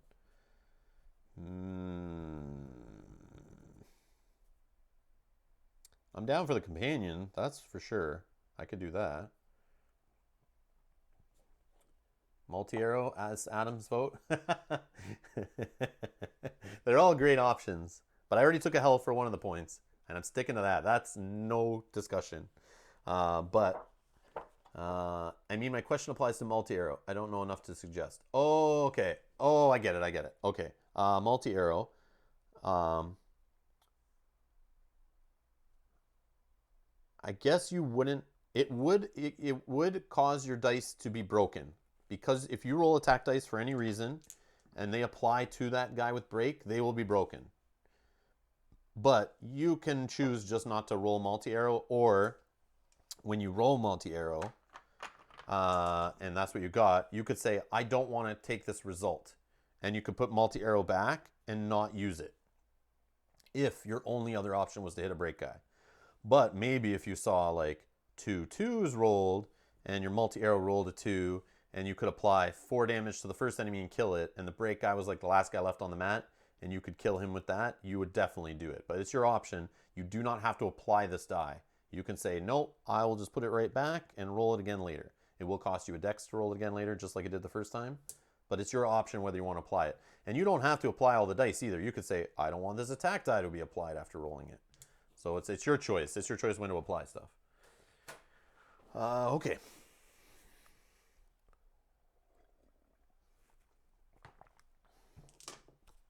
And that even applies to enemies that roll white attack dice on you. If you have some reason that they splash with like, there's like a fire, what the hell is it called? What is it called? There's a fire engulf. So there are like dragon enemies, and you roll like 2 damage that hits you, and they roll attack dice. And then it says engulf, all damage rolled by this unit also hits adjacent units to the target, including itself. So if a break guy was beside me and the dragon hit me for 2, any of the ones that hit also get broken from the dragon by the enemy that's also getting hit by them, which is kind of cool. So it's kind of fun. You can line up with your movement sometimes so that you're actually using the break against the enemy from themselves. was kind of cool. But all right, so I think we'll go with the companion, Mark. I'm assuming we go with the hardy Wolverine. Usually, is that the starting, like, for sure? Or there's a case that could be made for the Tiger because he's a little more beefy, but he misses a lot. I have a hit and miss with these companions. I have playthroughs, you'll see them on YouTube, where like I need them to come out and I will roll turn after turn and get bones on these guys and never get them on the board, which is super frustrating. But I think we'll go with the Wolverine. Unless we hear some other recommendations in the chat. I know there's kind of a delay too, so I'll wait. But Wolverine. So the Wolverine, he can miss twice. 33% chance I roll to get the Wolverine in play. He doesn't even come into play. You can never have too many bones. Sigh, get out of here. Sometimes, yeah. In the rare case, you may need a bone. You'd take that. But I don't know what Ghillie's backup plan, if that's what I'm looking for. But I'll take him. I'll take him. Oh, get out of here. I love it. All right. Okay. Adam's saying, I think companion would be good for extra targets if you get them out. And that's true. That's why I took the health, because I was taking hits. And that could have changed the last few battles where they would go after the enemy maybe if I positioned it right. But you do need to get them, have the high initiative. And I think in that battle that I failed, by the time it got to me, yeah, I could have maybe got a companion out. But I think I was already trapped in the corner at that point. So I could put them diagonally to me, but I would probably still be the target in some cases. It's tough to say. But yeah, if you can go early enough in initiative, which Ghillie usually can do, and if you can hide on the far corner of the mat, you can get out a companion early, and yes, that guy can be your target for you, would be the plan. All right, so let's get that multi-arrow out of there, not cheat. That was from our example. And Sai just subscribed. Sai, you're not a subscriber till now? What the hell, man? I'm just kidding. That's all good. Thank you for your support. That's awesome. Okay, so we'll get that stuff out of there. All right. What else do we need? We got our training points. So let's go on to recovery. I have 4 health out of 6, so I'm just gonna recover. Let's play it safe. Go to my 6. I will not look for better loot. I'll save that, and I'll grab another camo after we use that one, I think. So we're going on to day 5. So that will be just a single 5-point baddie, which I'm okay with. I don't think I'm gonna mess with the Q. But maybe I'll mess with it the next day and kind of reduce it back down to just a single 5-pointer. All right, so what are we getting here? So we got not so ordinary water. At last, a stream of liquid trickles from a crack in the ravine wall. I've been running for what feels like hours with the nasty gash in my side, and the water instantly renews my strength. That was no ordinary merchant camp back there, and I paid for my stupidity before I could even flee. This spring is also not so ordinary. A strange yet welcome sensation is present as the water runs through my system. Instinct tells me to wash my wound directly, and instantly the bleeding stops. Maybe I should set up camp and allow this water to do its work. But but who else knows about this spring? Have I distanced myself enough from these swindling merchants? Oh man, we're gonna have some damn Ebonor, or what are those guys called? The Ebon traders or whatever. Ebonite traders? Molnor traders. Let's see here. Stay here for the day. I like that bonus there. Extra training points. So if I stay here for the day, battle queue is baddie points. Add a 5-point baddie to the queue. So I could mess with the queue. Reduce it down to 4. So it'd be 4 1-point baddies. They would flood the board. And the 5-pointer... Oh, no, the 5-pointer comes in first, right? That's not good. 2 5-point baddies right now. Oh, but place 5 health in your prep area and use it as an HP buff for the battle. That is very tempting. Or bottle some water and keep moving. You may keep this card as loot in your loot area. Place 2 HP to be used as a heal in or outside of battle. I want that so bad.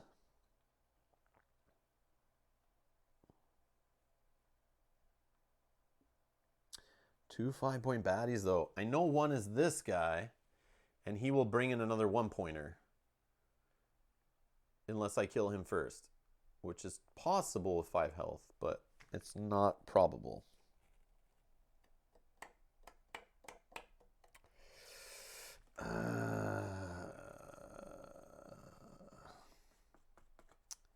I can scout, though, before it happens. And I could look at the other 5-pointers and... Or look at the next 5-pointer and decide whether to keep it or not. What does the chat think? Bart's here. Hey, how's it going, Bart? Just tuning in. I love watching your gameplay. I appreciate your time and you being here, and I'm happy you like my gameplay. And Ludo's here. Hi from Spain. Love to have Ghillie. I hope Chip Theory replaces stock in Europe soon. Yeah, I'm in Canada. I know all about Chip Theory stock issues. But we have another retailer here in Canada. We got kind of lucky. Board Game Bliss a few months ago. They're an online retailer. They started stocking Chip Theory Games products, which is good. Helps me. They're only like an hour away from my house, so or like an hour and a half. I have never been there, but they do online orders. Board Game Bliss, you may have heard of them. They do ship North America. I don't know if they ship worldwide, but go check boardgamebliss.com or .ca or whatever, and check out their shipping rates and where they ship and stuff. It might be another option if you're really looking for Ghillie, and maybe not too expensive because he's not the heaviest expansion. Just a tip. I think the extra point in health is worth a single 5-point baddie. Gotta wait until second wave from Splice and Dice. Okay. That makes sense. And Splice and Dice is probably like a couple months away, maybe, right? Like they said, I saw them say something about like probably not next month. It won't be shipping yet. So I would assume March at this point. So you might be waiting a little while to get Ghillie if that's the way. No problem, Ludo. Okay. So yeah, I'm going to try the first one. Let's get crazy here. Happy Friday. We're going to pick some crazy options. I'm going with the first one. And because Adam's recommended it. So Adam, I know you don't know this game that well, I guess, but I'm putting it on you if I fail. I'll just block and delete you from the chat. It'll be fine.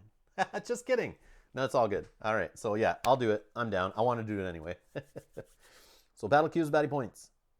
And we're going to add a 5-point baddie to the queue. Oh, let's scout first. So we know this one is the first one. So let's look here. Griffin Howler. So he goes at 5. There is a chance. There is a chance. We got 2 5s on here and a 6. 50% chance we go up before this guy. The only problem is 5 health. And he rolls 3 attack dice. Then he flies and he signals. So he could bring in other guys into the queue also. I'm going to say no to this guy. But he's not Owlbear. And Owlbear would be inspiring, and that's even worse. But the fact I can't target this guy every other turn, and he dives down to get me wherever I am on the mat, is super annoying. And I just don't really want more baddies coming in. But I could draw another signal guy anyway. I'm going to toss this guy to the back. I'll take the next one and make it a surprise. It's fine.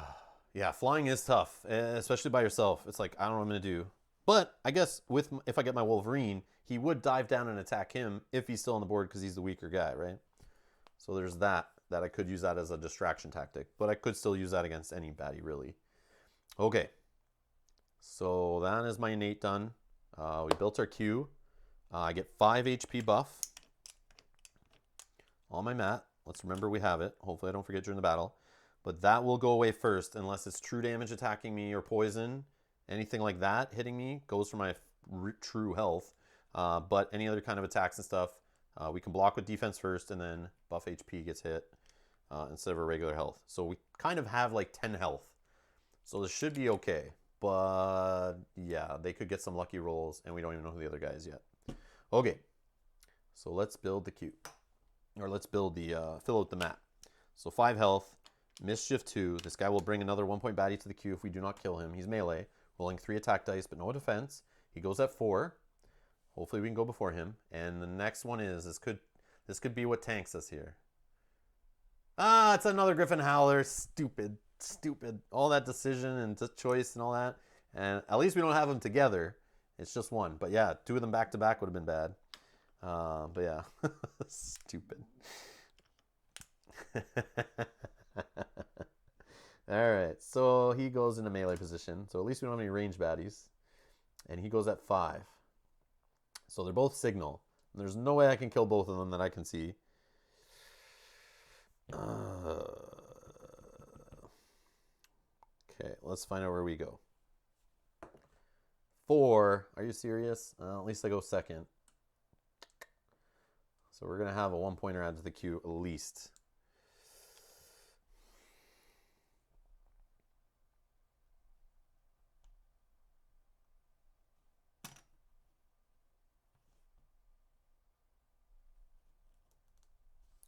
we'll go there. 5 buff HP.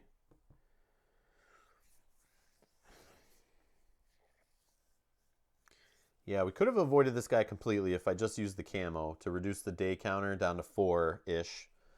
And then I'd have 4 1-pointers. I'd have this guy on the board, 3 more 1-pointers, 1 in the queue, and then this guy would probably add another to the queue.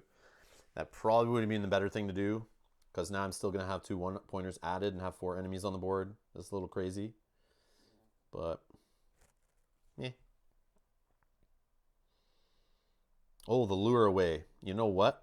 I should probably, if I can, get the extra mech leg using the Fortunate Discovery. Maybe I get enough bones to do a lure away and pull one of these guys out of the mat for a turn.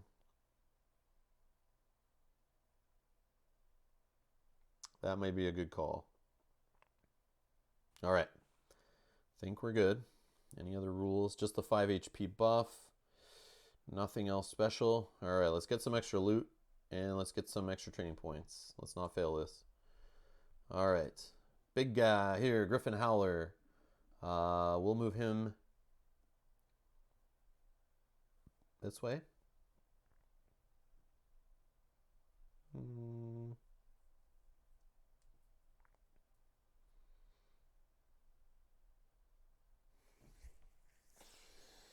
Yep. And he'll signal 1. So we know it's our ranged poison guy being added to the queue. I will go.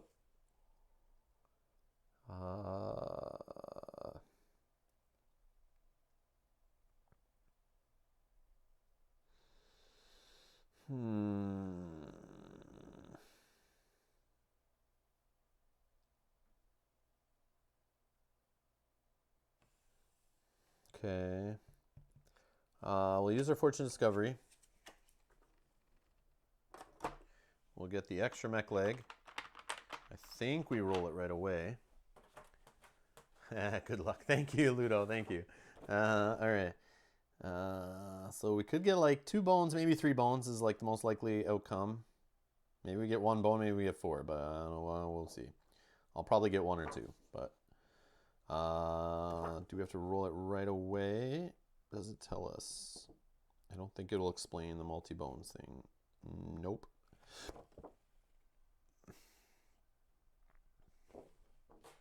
Assume I just roll it right now, or I put it here and I choose when to roll it. I don't know. Does anybody know?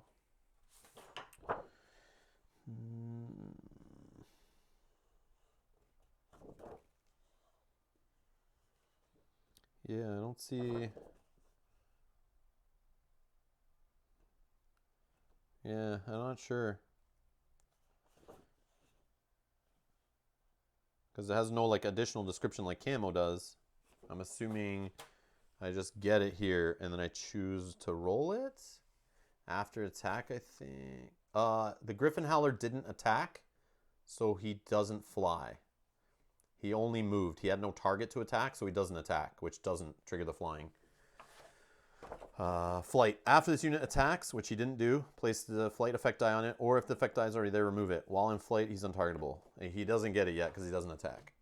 Okay. It says roll on use or on pickup. It'll say roll on use or on pickup. Yeah, it doesn't. Oh, you know where I'll look? Let's look on the latest printing of the sheet. Maybe it shows us on here.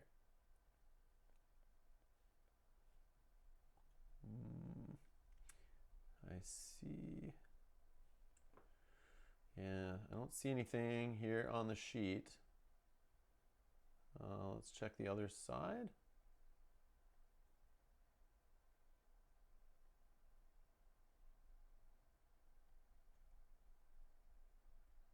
Yeah, like there's one for camo, like a write-up for camo, but there's not a write-up for that one. So how do they work by default? Let's see if we can find here. Consumable. Is it gonna work? Please stand by. Consumable dice are special skills that cannot be gained using training points. They are instead acquired through loot or certain backup plans. Some gear locks even start with certain consumable counter dice on their mats. When you acquire a consumable die, take it from your storage tray and place it in your skills area unless otherwise instructed. Boom. All right, this helps us. So place it here. Okay, once a consumable is used, place back in the storage tray. It must be reacquired again. They act as consumables act as counters are exceptions to this rule, and they remain throughout the adventure. If a consumable is to be exhausted or removed from an active slot or lock slot, place it back in your storage tray. Okay, so we just get it now, and I think we have to spend a dex to roll it. That's how I'll rule it here. That makes sense. Are there extra soul encounters on the 40 days expansion? Yes, there are. There are a lot. I don't remember how many, but it's probably like at least 10 or so, because I have a whole bunch here that we're not even using, all 40 days, and there's a whole bunch mixed in here too. So yes, that was one of the main reasons I wanted 40 days so bad, is because it adds more encounters. It like doubles your general encounter deck, and I think doubles your solo deck. So it's like much more variability, not to mention also gives you a bunch of baddies into your queue. So just like more variability. I love it. Yeah, it's just rolled like normal. Thanks, Sai. Yeah, that's exactly how it should be. Okay, so I'll just keep it there and use it when I want to use it. Okay, so let's continue my turn here. 4 decks. I kind of want to roll this. I kind of want to roll this. But I also want to roll a bunch of attack and defense. But I don't think the defense is going to save me from the 3 attack. So I have 4 to roll. All right.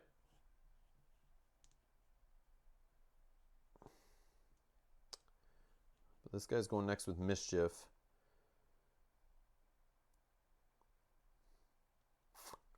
So the defense doesn't matter. All right, let's do this. I replaced the Tyrant card with the old one. That's why we're playing Drellin today. I picked the 3 Tyrants we chose at the start of the stream.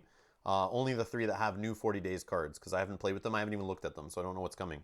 But we voted, and the chat picked Drellin. So we have the new Tyrant card put in there, replacing the old one. So we don't have to do the whole, well, maybe we do, I don't know, but I don't think we have to look for the ingredients thing, which I didn't really like that one anyway. It's kind of annoying. It's cool that's different. You got to think of it as you're playing to Drellin. But if you didn't know and it surprised you, hopefully the next one doesn't do the same thing, but or something similar. We'll see. All right, so I will target.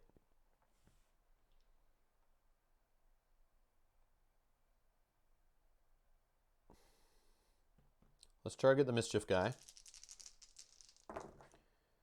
And we hit him for 1.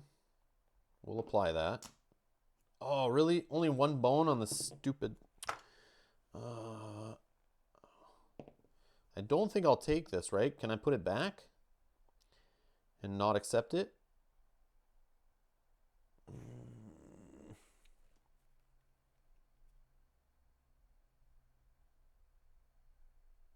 Says once it's used, but I know you can like not apply it.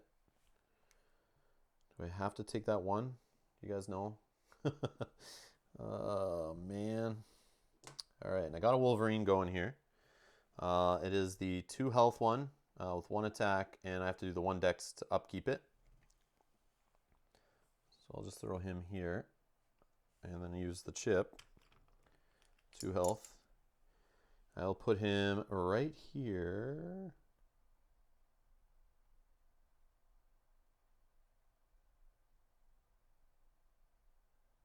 Right here. To kind of block this guy from coming down here, I think. But this guy will move this way.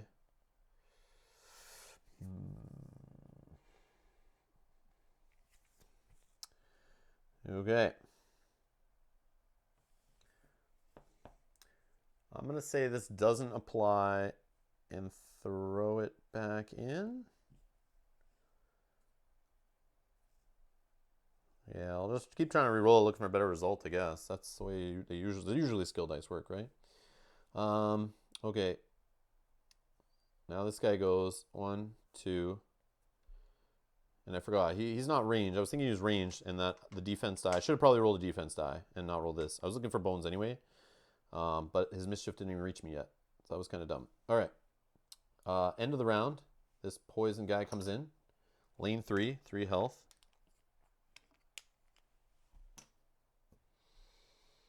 going at 3. Doesn't matter. He's at the end.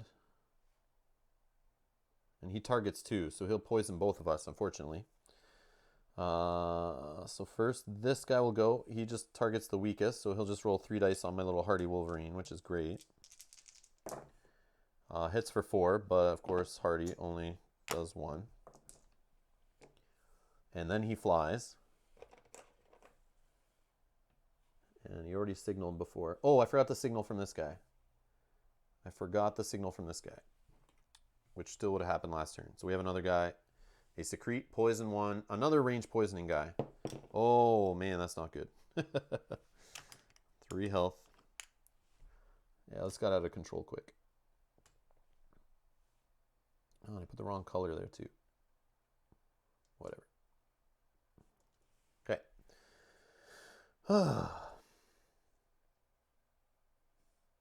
Wolverine.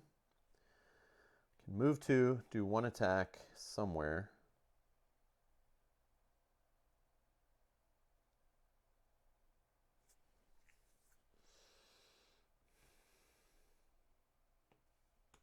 I think here.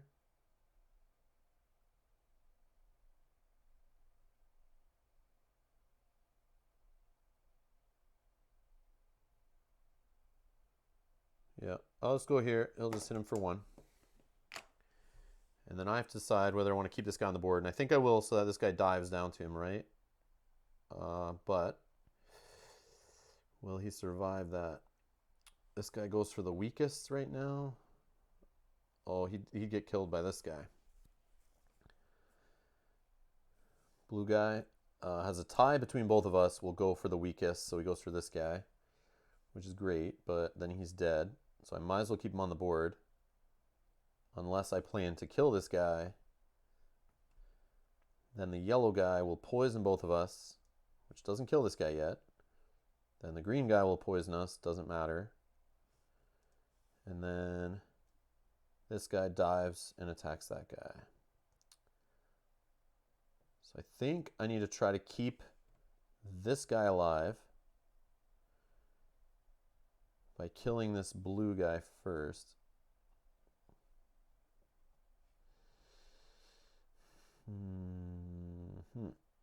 All right.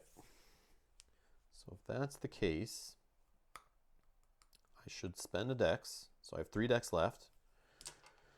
I'll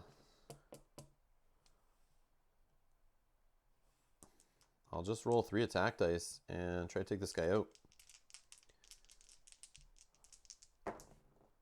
And we hit him for 4. And that's enough. Or is he missing a health for some reason?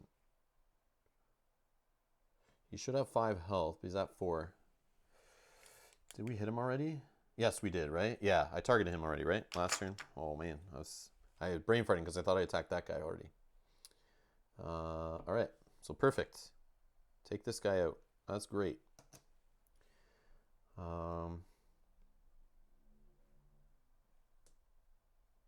Cool thing is I could have switched targets. If it wasn't enough to kill that guy, I could have maybe killed one of these guys, but they're not that big of a threat. All right, yellow guy. He's poisoning both of us. Yeah, red bones are the only ones that forced me to take it. Yeah, that's true. That's true in this. I just didn't know if it's because of consumable die.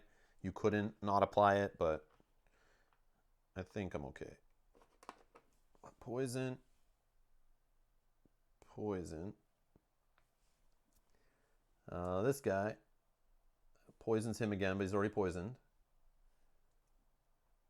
This guy will dive here. He'll lose the flight this time. He'll roll 3 attack dice. And of course, kills the Wolverine, which I am okay with. So I don't want to pay for him anymore anyway. I don't want to feed him anymore. Okay, so he loses the flight. My turn. Now I need to go for this guy. Poison goes off my real health, which is annoying. Having the buff HP hasn't been helpful so far. Getting poison guys. Okay, so let's do...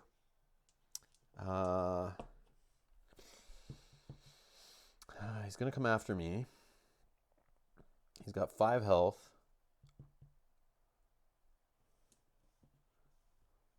I'll roll the mech leg. I got my buff HP as a backup. So in this case, I'm thinking my buff HP, I'll let that eat up a hit from him. If I get lucky, I can remove him from the mat. And that way I don't have to deal with him right now. But that's if I roll bones together with it. If I do a crappy roll, hopefully we'll have enough bones to just take him off the mat. And then I can work on these guys. Not really, he'll come right back. But at least he'll be at the bottom of the queue. And then I can hammer on him, hopefully from a different position. But we'll see. I could be totally wrong there. Yeah, I'll try it. Really? There's this only on one side. This only on one side. I should be seeing 2 or 3 bones, but I got 1 again. But it's a good roll, so I'm not going to take it. I'll hit this guy for 4. Unless I want to split targets. For 4, that puts him 1 away. Yeah, I should just hit him.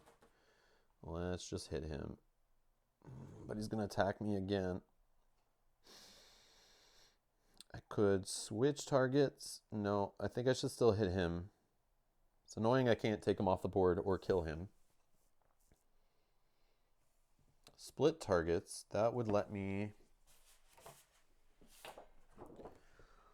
select a new target after applying at least 1 die to Ghillie's initial target. So I get him for like... Could hit him for like 1 and apply 3 to kill this guy or this guy. Yeah, they're fine.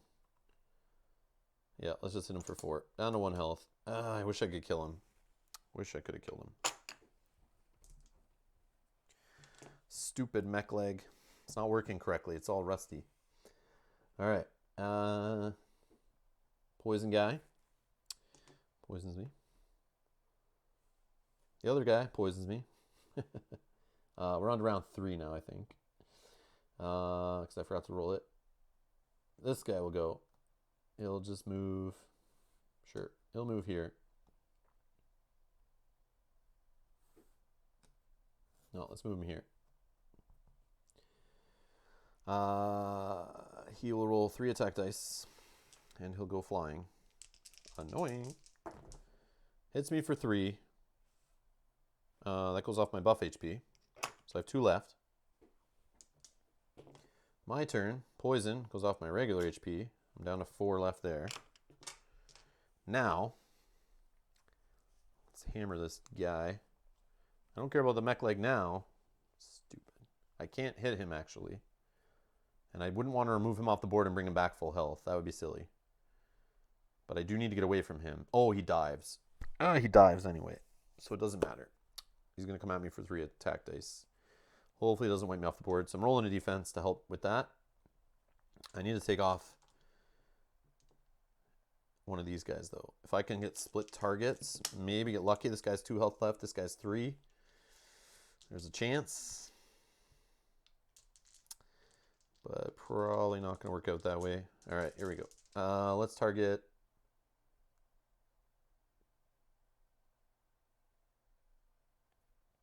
this guy. Hit for 4. I get a defense. I could switch targets, or I don't have enough to split. Damn it. That would have been nice. But that's okay. Let's just... I'll switch targets. And I will hit this guy. Because he's 3 health. I'll use the more hits, I guess. Get that guy off the board. This guy's only 2, so maybe I can get him off the board next. Okay, defense die, perfect. Okay, this guy, poison 1. Oh, this should be gone. Round 4. Now let's go with the flight Griffin Howler. He's going to dive. He'll attack. Hits me for 3. 1 gets blocked from my shield. 2 goes through, kills the rest of my buff HP. He's no longer flying. My turn. Griffin Howler all day, every day. Oh, I lose 1 for poison. Down to 3 health. Ooh, better hit this guy. I maybe should have saved that bone to do a split here, but it's okay. Maybe we'll get it anyway with the defense die. But we'll go on this guy. He just needs 1 to die. This is actually... It's not perfect, I don't think. So I could do split targets, hit him for 1, hit the other guy for 1, but doesn't kill him. But I'll do it anyway. So hit this guy for 1, hit this guy for 1. If I rolled a 2 on one of those, it would have been perfect. So he's dead.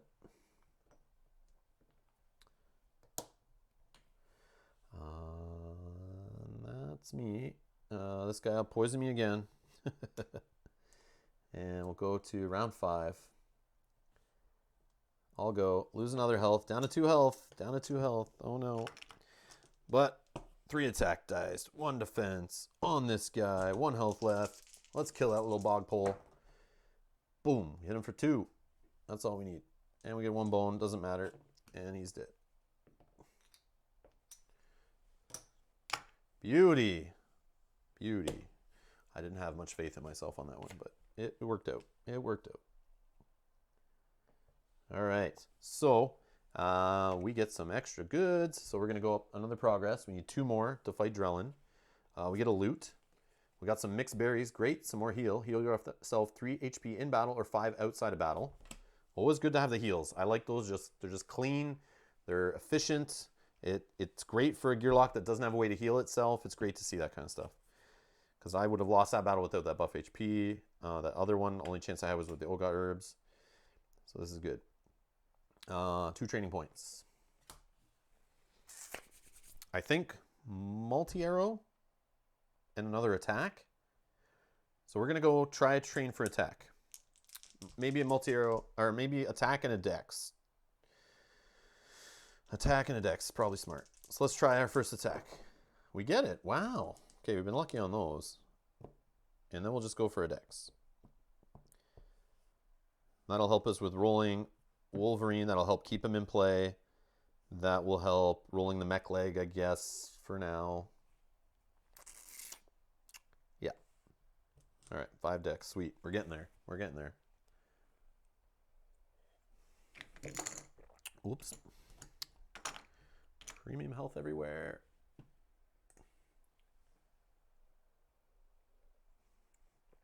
All right. So now, that was reward. We're going to recovery. I think I'm going to heal. So I need 4 more to go up to 6 health. That's all we really can do there. Right? I just need to double check because I know there's like trove loot stuff, lockpick attempt, or trade loot, which obviously not happening. I don't know what to trade with. Lockpick, I don't have any loot. And then obviously I'm resting recovery. I can't search for better loot because I've rested. And the scouting I can't do. But I have an innate scout that I can do before a battle, which is sweet. Okay, day 6. Here we go.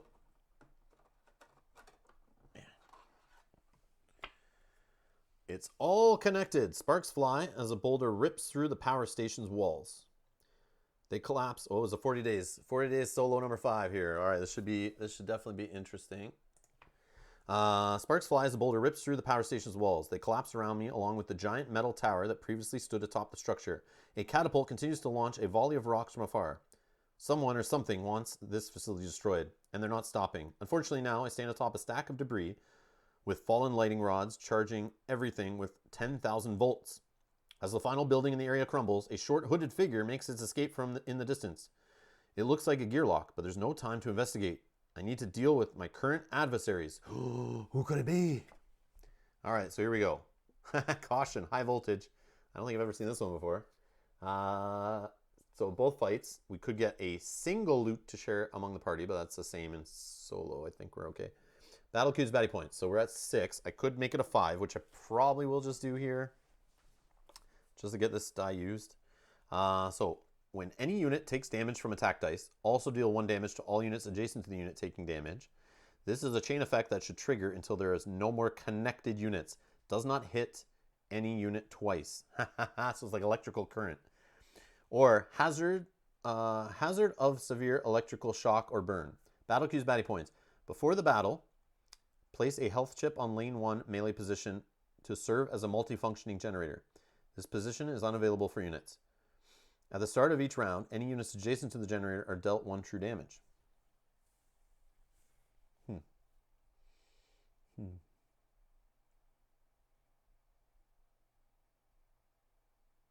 I think we'll go over the first one. We'll just get a 5-pointer on the board and just run from him, beat the crap out of him, do what we got to do. So yeah, we'll pick the first option. I don't know if I can scout now or before I choose. I'm not sure. I'll just choose and then scout. So I'll do caution, high voltage. We'll do the riskier one, I guess. We could get 2 training points if we win and a progress, but we also get an extra loot, which is great. And then we can do the whole, also do damage to units adjacent to the, so I shouldn't hit anything that can possibly cause a chain effect. So this could backfire on me, but if it's only one dude on the board, and if I can go before him and shoot him, or at least he can't reach me, I should be able to hit him before that whole current chain effect thing happens. All right, so I will use this to reduce it down to 5 for the baddie Q, so that'll go away. That's my camo die. I'll scout the 5-pointer. It's a mischief and signal guy. See, this is annoying. Bringing in other guys. I'm actually going to throw him to the bottom. And I'm okay if I see Owlbear, because he can't inspire anybody if it's him by himself. And we get a ranged Poison 2 Bog Lurk. A little annoying. He'll probably go before me. So I'll get Poison 2, but it's not the worst. I just need to try to kill him in a couple turns. Okay. So we're taking. And he's going here in the range. And he does attack the 3 weakest. So I can't use my Wolverine to just distract him or anything. So yeah. And he goes at 4. Oh yeah, he goes at 4. He has 6 health. Goes at 4 initiative. I might have said 6. And I go at 6. Nice. Alright. So it doesn't really matter where I go at all. So I'll just go here. Alright. Everything's still good. Okay. Anything else? Nope. Alright. So it's me first. Let's just try to hammer this guy with our newly acquired 4th attack die. And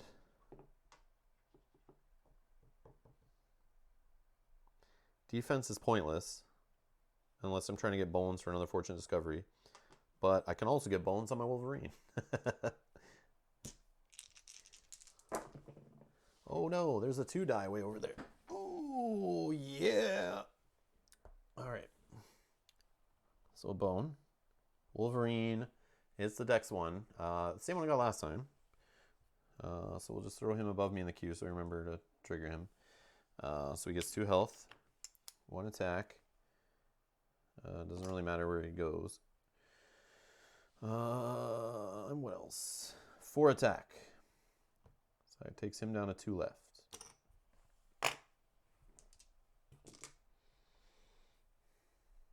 Then he goes.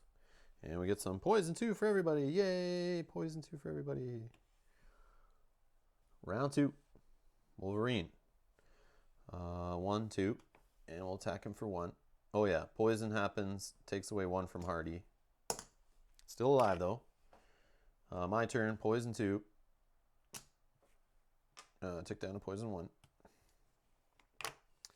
And what should I do here? I mean, I do want to kind of get another bone. 2 bones to get a fortune discovery.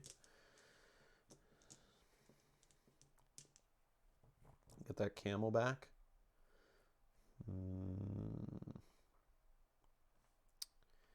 Yeah, let's try it. So we'll target this guy. 1 short. We got a bone, but all our attacks hit. We actually got 6 attack. We'll apply it. We'll kill this guy.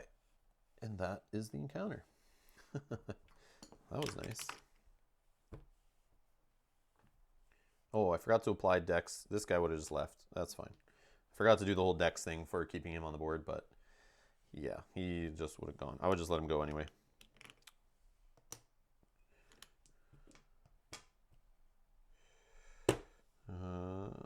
So we came back with 4 out of 6 health.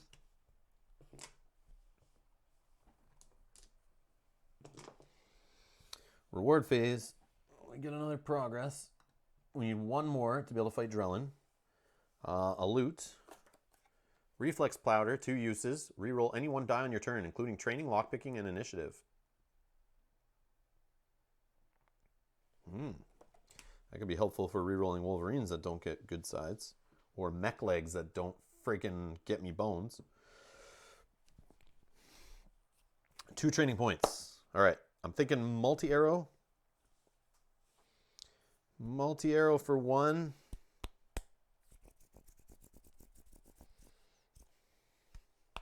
And a dex.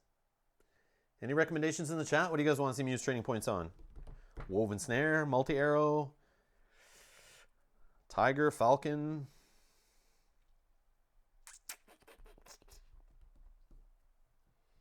Some more stats. Another defense, another dex, another health. All of them are great options, I think. Great options. What are you guys thinking? What are you guys thinking? Let me know. Let me know in the chat. What do you guys think? What do you want to see Ghillie take? Oh, we got glare. Stupid glare on this die.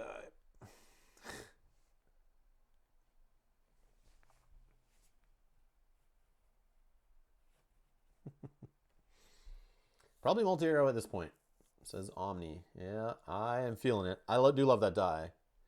And now I have enough attack rolling and stuff. It's really good. So multi-arrow is 1 for sure. So for the other training point, I could do a health. I could do a dex. Those I think are very safe options. I don't really want to go for another pet yet until I have another dex. That's why I kind of think just take the dex first. It kind of works with multi-arrow now. I can roll that together with the Wolverine on my opening turn. So I'll probably going for dex. I know it's not the fun option, but it's the efficient option. I could go for another defense just to have extra defense and not take so many hits. But if I go heavy offensive, I shouldn't have so many baddies hitting me is the idea. If I can just kill them and I have my pets in front of me to protect me. But yeah, I'm thinking dex. Thinking dex. All right, dex it is. 6 dex. So I can roll all 4 attack, a defense, that's 5 dice, and multi-arrow or the Wolverine to start, and I don't even have to sweat it, which is nice. And what damn light is it reflecting off that thing? 1 second, that's annoying me. Be right back.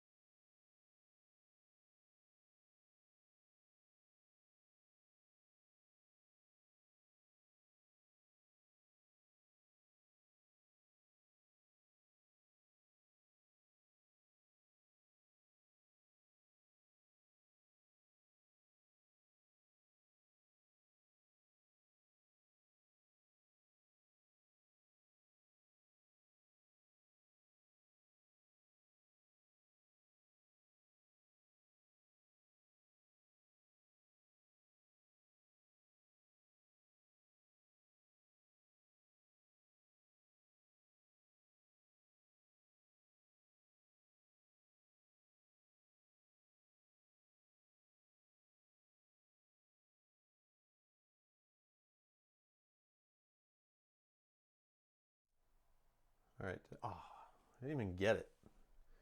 That's better, I guess. Oh, that works. Okay. That should be better. All right. Am I plugged in? Yeah,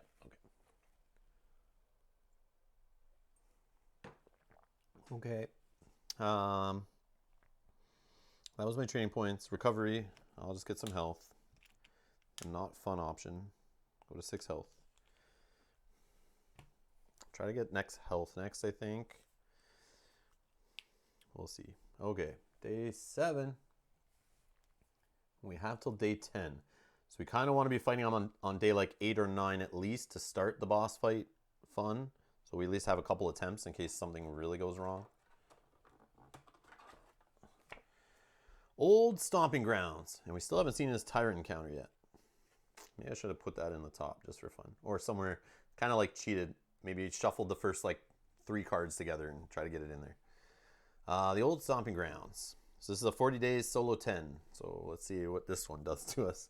Finally, a landmark I recognize. Before the tyrants invaded and things got bad, groups of us would hang out on these shores. The pond had a peaceful, calming quality that was worth a couple days' travel to reach.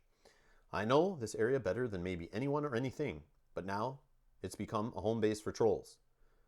Is this Reddit? Just kidding.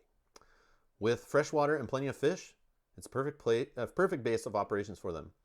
The clean spring water is also just right for brewing their fermented drink of choice. Guess we're about to see who knows this place better. All right. So another one of these single loots for the party one, but in solo, I'm okay with that. And it's interesting they put that on a solo card. Like, they should always just put that on a solo card, I guess.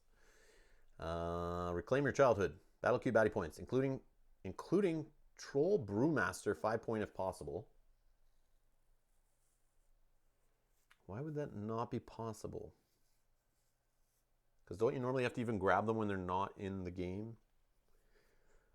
On your turn, like you even go through defeated stacks. I don't know that if possible has me a little... Oh, I see. If it's not the baddie points of 5, I can't fit him in. If I only had 4 baddie points. Which that camo die would be awesome right now. For that purpose. Like if I had a 2, I could reduce it by... No, I would need to reduce it by 3. I don't even know if that camo die can do that much. Oh, yes, it can. Ooh, that would be nice. That would be cool to mess with that so you don't even have to take him. But we're at 7 points. So we'd take him plus 2 1-pointers. And I don't know what he does. On your turn, you may spend 1 dex to move any die 1 spot, including baddies. Ooh. No time to get sentimental. Draw them out to the road. Battle queue baddie points, including the Troll Brewmaster still. So nothing different there. Only 1 baddie may be on the battle mat at a time. That seems interesting. Both choices. If successful, you may place special encounters. Something's brewing on top of your encounter deck. Ah, it wasn't a solo deck. I scanned through and I didn't even notice that. Maybe I just didn't see this one. So we're going to be able to get that one possibly. If successful. Yeah, for both choices. So no matter which one we pick, we can get that one in there.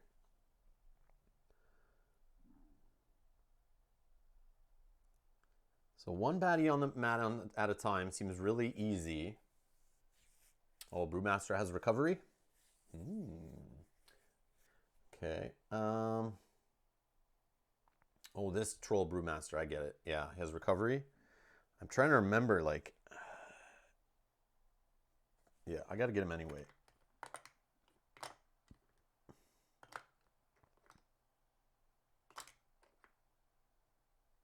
Tipsy Troll?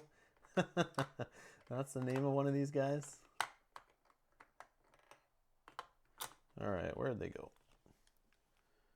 Troll Enforcer. Troll Brewmaster. Here we go.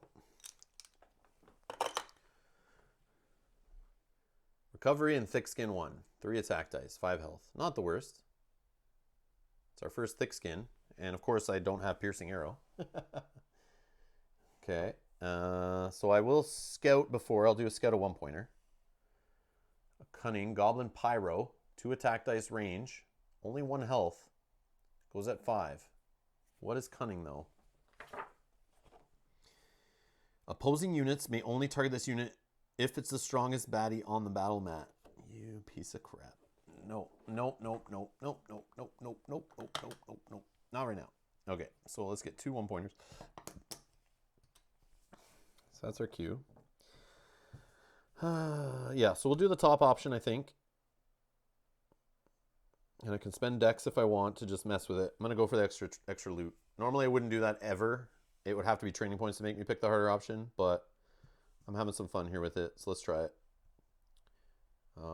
This guy only goes at 3 initiative, so I mean, I get to go before him for sure, which is great. And he's the biggest guy on the mat, so let's do the first option. So, whoops. He goes in lane 1. Going at 3. Next one is Clay Golem. Welcome to the party. He's fine. He's fine to be on the mat with us here. Unless he gets inspired. That's the only time I really hate him being on the mat. I used to fear that guy because the break and the 5 health used to scare me when I first played. But now I'm always happy to see him. And... Aw, little puppy. This is going to be fine. We're good. Nobody bringing anyone else in? Why did I put him all the way over there? Wake up, Rob. Wake up. He goes here. Why did I grab that color even? Woo! Where is the 2? Okay, this guy's going in lane 3. Melee. Bang. Bang. And he's going at 3, which goes in here. Right, right. Let's roll it up for 4. All right, we definitely go first. That's awesome. And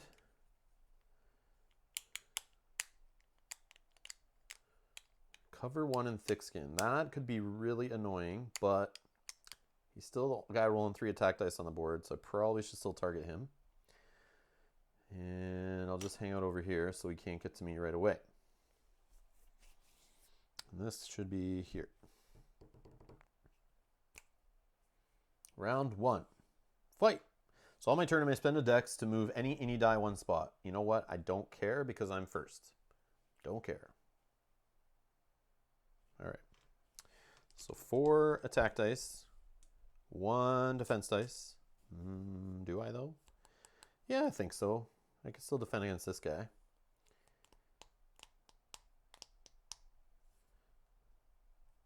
And multi-arrow? I could multi-arrow the lashback guy. Could also get the Wolverine out. Help me with the break guy. Could help me with the break guy. Doesn't really do much against the thick skin guy. But could help me with the break guy. But I don't care about the break guy. Yeah, let's just go multi-arrow and maybe hit these 2 guys. Maybe. Is that all my decks? I have 6. Yes, 6 dice. Here we go. But we rolled a bone on the multi-arrow because that's what I do. We get 2 more bones. We get 4 attack. I could split, but I don't see a reason to do so. I could switch and just take this guy off the board. Don't see a point in that either. So thick skin will block 1. 3 will go through. And we take him down to 2. Of course, he's going to recover 1, so that's super annoying. But hey, do what we got to do. He's going to stick around forever, this guy, I bet. Which is annoying. All right, so he goes, recovers 1. I guess after he moves, he does it. So let's go like this. No, let's go like this. And he recovers 1, up to 3 health. Can't reach me. Then yellow. Bang, bang. And purple. I'll have him come down here. Roll 1 attack die. Didn't get a defense, so I take a hit. Okay. Top of the queue. Round 2. Okay, so let's go with, we're going to go 4 attack. 1 defense.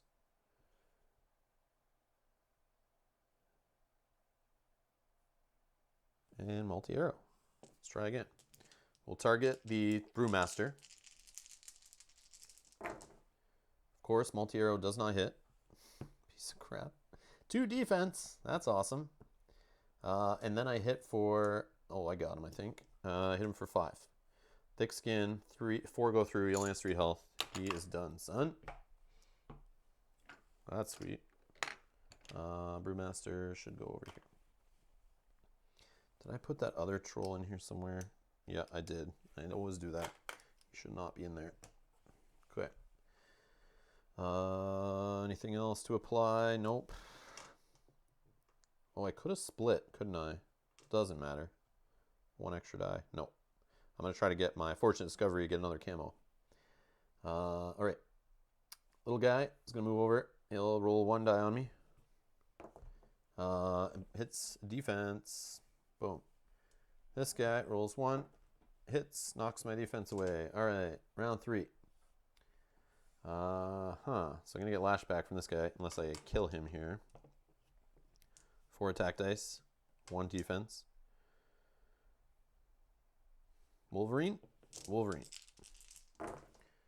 Okay, so I get the Wolverine that is 2 health. He goes here diagonally. It's the only spot I can put him. Okay. I get a bone, which I will pop for Fortunate Discovery, get the camo, take a defense, and 3 attack is enough to kill this guy, preventing a lashback. Boom, shakalaka. That was sweet. That will go away.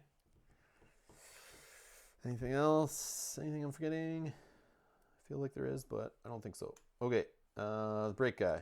He attacks the strongest, which is me. Hits for 1, takes away my defense. Round 4, Wolverine. Standing right here. We'll hit this guy for 1. My turn. I'll spend the dex to keep him on. So I have 5 decks. Keep my Wolverine in play. Which I will 4 attack and a defense. And a multi-arrow, sure. No, I said 5 decks, right? Yep, 5 decks. Play Golem. All right, 2 defense, 2 bones. Now, he needs 4 to die. I will break these 2 dice on him to hit him for 3. So he's down to 1. So then hopefully he just gets finished off by that guy. So I can only roll 2 attack dice for the rest of this battle, but I'm fine with that. And then we're going to go with this guy rolling 1 attack, which he hits for 1, takes away a defense. And round 5, Wolverine will just finish him off. Boom. Whoops. And I see your chat there, Bernardo. 1 sec. Let's clean up. And reset this to round 1. Wolverine, thank you for your help. This guy will go back with only missing 1 health this time. Interesting.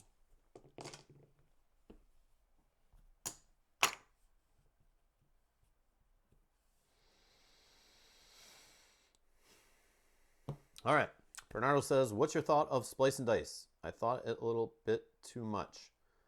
Yes, picking dice are optional. Do you mean a little bit too much in price, or a little bit too much like you don't really need it added to the game? And Omni says, I think splicing dice will be nice, but more looking forward to the Gearlock Council.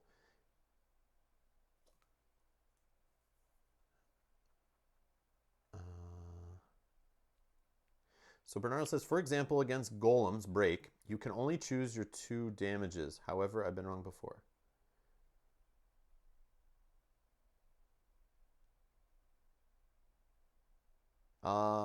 I applied it, like, I chose to apply the attack there on the break, but I could have not applied any of it. But I didn't care at that point because I still had 2 more attack dice to roll, and it was going to take him down to 1 health, and I knew the guy was going to kill him with the attack from the pet, from the Wolverine, my little Yeti.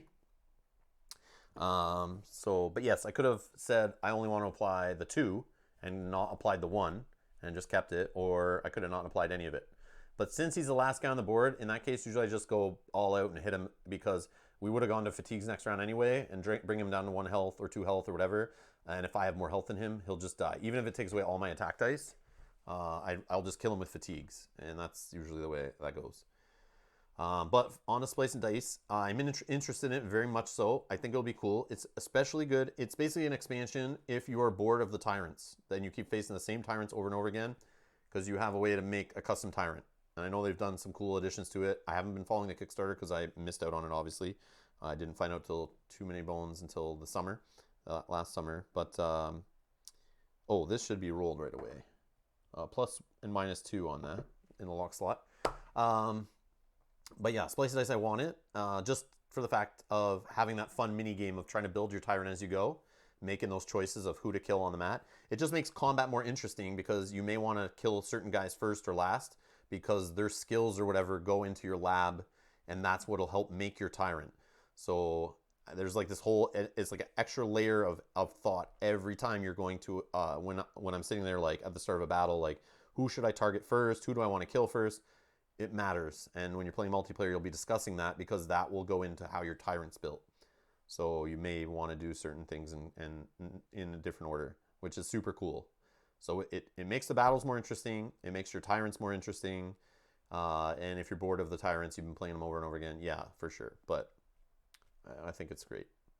I'm more excited though for the gear locks like Dart and the Council. I'm excited to play with different gear locks. Like I'd rather have those if I only could choose one or the other. I would pick one of the new gear locks over the Splice and Dice, but at this point, I want it all. I want it all. Why not, right? Especially since I play it so much on the channel, having the I want to try out Splice and Dice with the whole like build a tyrant mode and stuff you can do outside of battle or do one as you play through the battle or through your adventure. I want to try out all that. So I'm excited for all of it.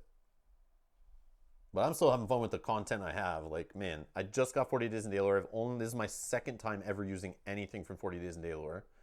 So still so much to experience. So many encounters I haven't seen. Tyrant encounters I haven't seen. Baddies that mix it up with different skills that I even forget about. Plus Undertow.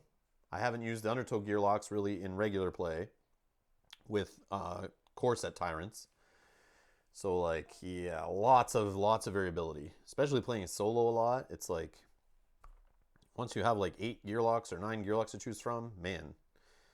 And then you play with the solo deck with the 40 days in there. It's like every time you play, you're gonna have this different mix plus the tyrants. So like the tyrants plus encounters plus baddies plus gear lock changes, like totally changes up the combinations and like just so much to experience, which I love. But yeah, I do want more. Okay, so reward phase. I get a loot. Oh, got herbs again, man. Reflex powder, I could have used that to re-roll a die there, try to get multi-arrow to fire off, but I didn't feel it was too necessary, but I do want to save that for the Tyrant battle if I can. Do some cute effects, like, or if I'm in a situation where I need to get the Wolverine out, like, to save my life, that's when I'll use the Reflex powder. But it's got 2 uses, so... and also, we get a progress, so we are now at the progress we need. We can fight Drellin any day now, but I want to get some more training points and stuff, and we get 1 right now. So that 1, I want to use it either on another pet, or I want to use it on Woven Snare, or does Woven Snare work on Tyrants? That's the question. Woven Snare, and I can start with that. Reduce the attack stat of this unit by number for the battle. Ooh. Yeah, that would be sweet if I hit it, but it misses sometimes. I like to take it as like a fun die later when I feel pretty confident, but I could easily go for a health. I could still go for another dex. I could go for a defense. I could go for a Woven Snare. I could be talked into going Brute Buster to finally get marked enemy. I could go... I don't think Return Fire, Piercing, or any of this stuff in this line really matters in this playthrough, but I could go Tiger or Falcon. I wanted to do pets today. That was the whole reason I played Ghillie, was to get these guys all in play and have some fun with these chips. So it was kind of want to lean that way.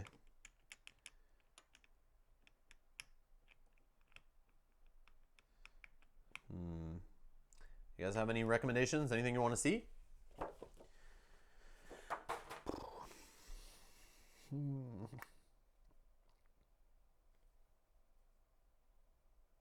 Like 6 health. I feel like I need to be like 8 health before fighting Drellin just because all the poison. I only have 5 right now. Or I'm at 6 total right now I can be at. But I feel like that's something that could be important. I do have mixed berries. I do have Oga herbs. So it's like health is like, if I save that stuff for the final battle, that's fine. I think I'm good. Going in with 6 or 7 health, I think is fine.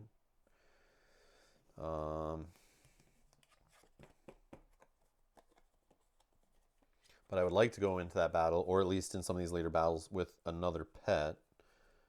Or the snare to help nerf some of these 5-pointers that are coming in and causing me trouble with 3 or 4 attack dice. But it also works on Drellin, who rolls 3 attack dice. So I think Woven Snare, I like playing with traps. It showcases a little bit of Ghillie's other side. So I think I'm going to go for Woven Snare. Not that one. Is it Woven Snare? Yeah, that was Hidden Rut I think I had there. Okay. So I think we'll go with this. Woven Snare. I'll show you how traps work in a sec. But we'll take that. And that's that. Okay. Recovery. Take one more health. I can look for better loot or scout. I think I'll just take another health. Yeah. Take another health. Go full health. Day 8. So what I say, I want to be fighting Drellin by day 9, so I could do one more day. One more day. Maybe I should have went health there. No. Let's do one more encounter, and if we get 1 training point, it's health. If we get 2, we do health and a pet. Or 2 health. Or a health and a dex. But there's a health in there for sure. And we got to win. Because I want to be fighting him on day 9, I think. And so we have day 10 as a fallback. We did fail a day early where we lost loot and we lost 2 training points. So we are kind of playing catch up a little bit. That's why I want to do another encounter. So day 8. Here we go. And also seeing the tyrant encounter would be cool. But we did not get it. Okay. That's unfortunate. That's unfortunate. Okay, anyways. Something to look forward to in another Drellin playthrough, I guess. Unwanted affection. The day began innocently enough. I encountered a rare Gearlock family living a quiet life at the foot of a hill. Their child had been kidnapped by raiders days ago. Given our scarce population, I immediately set out on a successful rescue mission. Now I'm back, and the parents are applying heavy pressure. Our little one will be safer with you than with us. It looks like you could use a companion anyway. You could use someone to help you scavenge for food and water. Truth be told, the raiders paid me to take this little Gearlock back. The gold coins they handed me came with a warning that this little youngling was unlucky. This is a stupid one where I lose loot, I think. Damn. So it's not combat. There is a training point involved. My skills are my companions. Okay, that's lame, but really no thanks. My father is crushed and berates you for your decision. You feel bad. Reduce your HP stat die by 1. I came here for health. This is the one where I always take this one and then I just use the training point to get it back. Such a waste of a day. Such a waste of a day. Unlucky, huh? Does that mean it's unlucky to say no? You reluctantly agree, and you and your new buddy prepare to head out. That is, until your new best friend trips and drops your pack down the well, by accident, of course. Choose 3 skill dice to exhaust at the start of your next battle. Keep this card in view as a reminder until this effect has been fulfilled. So I could exhaust, oh, this is stupid. And it's not even a battle, so getting the stupid camo doesn't even matter. You know what? Maybe I do one more encounter and just go to Drellin on the last day and hope to beat him. Yeah, this is stupid. This is frustrating that I got this. All right, I'll do the first option. I always pick it. I'll reduce my health stat by 1. And then we successfully get a progress point, which we don't need. And I'll use the training point to go back up in health. It's like the game knew. I was talking, I need a health, so let's go do an encounter, and it went, I'll show you a health. So that sucks. That does suck. Okay. Recovery. Let's do one more encounter. Let's get risky. Before that, though, I guess I'll scout. I look at a 1-pointer. Poison 2 Bog Frog. Now here's the problem. So if I look at my discard stack, he gets to grab 2 Bog type enemies. We've had both. Oh, we've had 1 Bog Frog. Okay. Maybe a Clay Golem will be in there.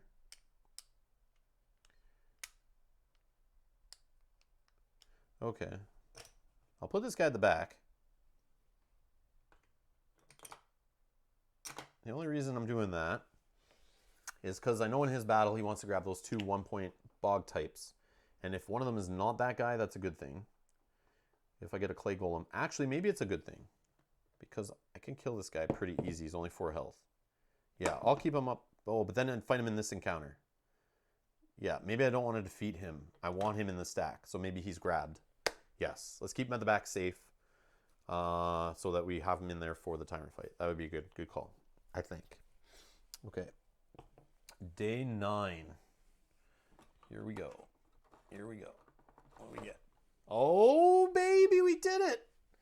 It might be a very bad thing, but I wanted to see this. That's one of the reasons I picked this guy, or picked these guys, was to see their new 40 days tyrant encounter. 40 days, Drellin 1 of 1. Here we go. The Bog Lord's Abode. The welcome sign is weathered, worn down to be almost unreadable. Here, at the edge of the swamp, a home sits wasting away. Humans in the neighboring town don't look well. The townsfolk speak fondly of days past. A time so far gone, it might as well have been legend. Old Drellin tried to hide out just up the hill after he was banished from Obendar. Best herbalist anyone has ever seen. They say he gave himself all sorts of diseases just to prove he could cure them. At some point, he couldn't reverse the effects. Made a deal with some creature who made him a machine to keep him alive. Finally, someone reported him, which forced him and his machine into the poison marshes. The plants here got real sick. So did folks in town. Left a bunch of medicine up there too, but folks around here never made nothing of it. Yeehaw. All right. And it's literally like, I'm not doing that accent on purpose, or it's because it actually like is written that way. It's like quoted from some guy in town. All right. Search the greenhouse. Only option, non-combat. I could get a training point, which is good, and some loot. That'd be nice. All right, search the greenhouse. So many potions and herbs. Each Gearlock must choose and roll a combination of 6 attack or defense dice, and then may re-roll up to 3 of those 6. After the final rolls, party may trade results 1 for 1 before each consuming their potion. Oh, I have no one to trade with, so I'm just stuck with what I get. If a recipe... Oh yeah, because this can be used outside of solo. I was thinking for a minute, I'm like, why is this in the solo deck? Never mind. If the recipe below cannot be followed, that Gearlock will begin next battle with Poison 2 counter. Ah! All right. So I came here for more health, but I could leave here with a Poison 2 on me at the start of the Tyrant fight. That would suck, because then he could come up and roll his Poison Enhancer on his die and turn it to a Poison 3, which over the term could lead to a total of 6 health lost in 3 rounds, which is crazy, which would kill me because I only have 6 health right now. And even if I took this health here, I guess I have healing too, but I mean, come on, man. Come on, I start the battle with poison? Of course, that's his tyrant encounter. It makes sense. All right, so I could, if I roll 1 attack, 1 defense, and a bone. Okay, so if I get one of these, I don't have to do the poison encounter. So if I get a healing blend, I gain +2 buff HP, which is fine, but doesn't help me in the poison in the fight. But still, 2 buff HP, I'll take it. Or training blend, 1 attack, 2 defense, 1 defense, and a bone to get a free training point. I wish. Antidote blend, a 2 attack and a 2 defense and 4 bones. And that's persistent. This Gearlock is immune to poison for this adventure. Imagine you got that early and you're just blocking all the poison in every combat, even the boss fight. Broken. You just win. Like, that's awesome. Stealth blend. 1 attack, 2 defense, 3 single defenses. Gearlocks have surprise for next battle. But you have to get no bones in that case. Yeah. And like, you need the perfect, like, 1 sides and 2 sides. Come on. Like, this is going to be tough. And the encounter success is achieved no matter the outcome. So I will get the loot and I'll get the training point no matter what happens. So that's okay. But I'll probably be starting the next battle with 2 poison. But let's see. So any mix. So it looks like if I go more defense, if you go more defense dice, you have the chance of getting the stealth blend, but you also have the chance of rolling more bones. So you're looking at the antidote blend. But you have to get one of them hit a 2, and that's like rare. And if you take... Well, I guess if you take 4 defense dice, you still have odds of getting these things too. And attack dice will usually hit on 1s. So there's a good chance if you take 2 attack dice with rerolls, you could get any of these attack. It's the defense I'm all worried about there. And Bernardo's recommending doing 1 attack and 5 defense. Yeah, going for the training point. Because then I only need 5 dice here. But I need 2 2s. Or I could use it here if I get 2 1 defenses. Yeah, you're right. You're right, I think. Oh, but I need to get 2 attack to do this one. I feel like I should do 2 attack. Training or antidote? Yeah, those would be great. All right, let's go all in. Bernardo, I'll do what you say. You're the only one to speak up. I'm down. I'm down. Do what the chat says. I'm down. All right, 6 dice. 1 attack, 5 defense. This is a cool card. I like this a lot. I do like the one hunting for ingredients. That's neat, but it can destroy your playthrough if you don't get it at the right times. And I feel like it doesn't give you a progress point if you fail it. Like if you don't have the loot, which sucks. Yeah, we're going for the win. I like it, Bernardo. All or nothing.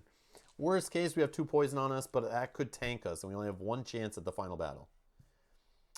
Yeah, I love the card, but never get a success. Oh, no. Oh, no. Omni, don't tell me that you never get it. Oh, no. Here we go. Here we go. All right. Interestingly, we got 2 attack. But we didn't get a 2 defense, but... So, here, let's do it like this. So, we have it. So, we have the 4 bones we need. And the 2 attack. We literally just need to get this to become a 2. But that is not going to happen in the reroll.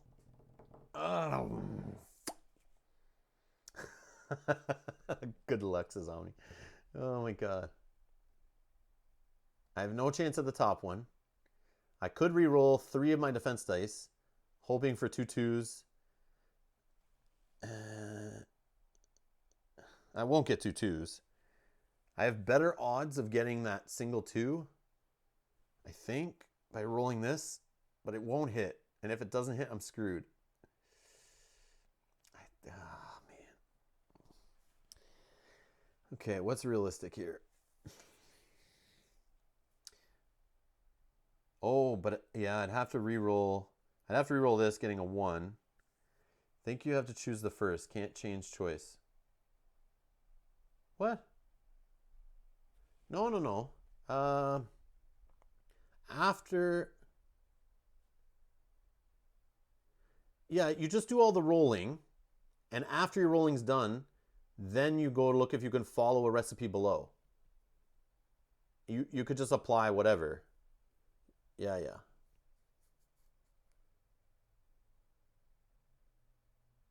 Oh, each Ghillie must choose and roll a combination of 6 attack, 6 defense, and then may reroll up to 3 of those 6. Which is what I'm saying. Like, I could keep this result, keep these 4 bones, and reroll this 1. Yeah. What you chose is the combination of dice. Yeah, exactly. Yeah, not the outcome. Correct. Yeah, Bernardo's got it. All right, let's just go for this, I guess. The only other thing I could do is keep this 1, keep a bone, and then I would be trying to get a 1 here and 2 2s, which I don't think is going to happen. So I'll keep the 4, keep the 2, and just re-roll this, looking for a 2. So I'll take those out.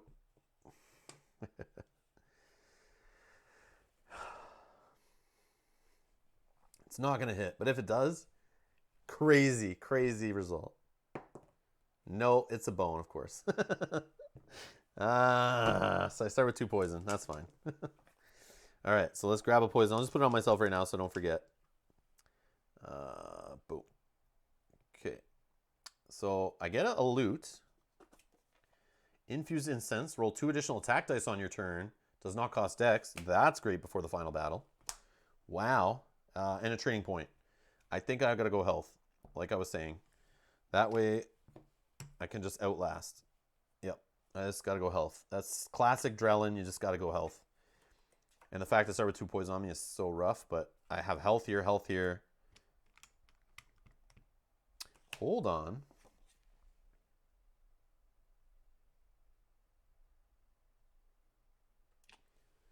Reroll any 1 die on your turn, including training, lockpicking, and initiative. Do you think I can re-roll that die with this? Oh, you can re-roll each die 1 at a time? Ah, yes.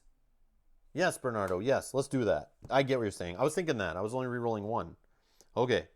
So we're looking for a 2. Let's re-roll 2 more times. We'll see. Nope. Nope. Too many bones. Literally, I rolled too many bones. Every defense die I rolled there, except for 1 hit, was all bones. That's crazy. Crazy. Yeah, I don't think I could use this on that challenge, but it would be cool. It'd be cool if I'd use this for 2 more rerolls. But yeah, I won't do that. Okay. Yeah, because I could have picked, like, reroll this die and then reroll a different die and whatever. Yeah, I get it. Okay. All right. So, let's do the health. We got the reward stuff done. Recovery phase. Recovery, we're full, right? Yeah, we're full health. Scouting could happen. Looking for better loot could happen. But I like this for re-rolling pets. Re-rolling multi-arrow.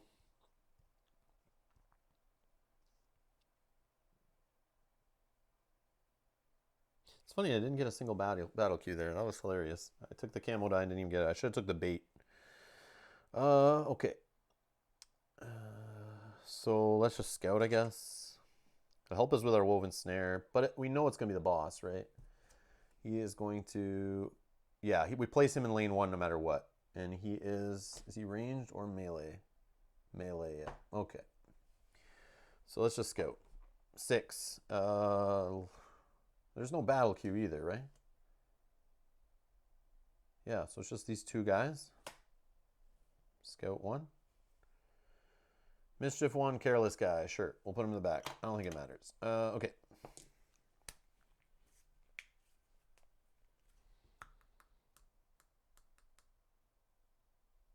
Yeah.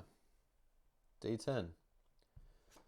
So before the battle, we'll look at the 1-pointers again using our innate. Oh, we have another poison guy. I forgot about this guy. Secrete 1 and poison. Oh, poison 1 is actually good with this guy. Because he resets the poison die on me. Yeah, you stay right there. You stay right there. Yes, forgot about that stuff. Forgot about the little poison 1 guys. I thought the only one that I had is already gone. Like, we already faced the bog pole.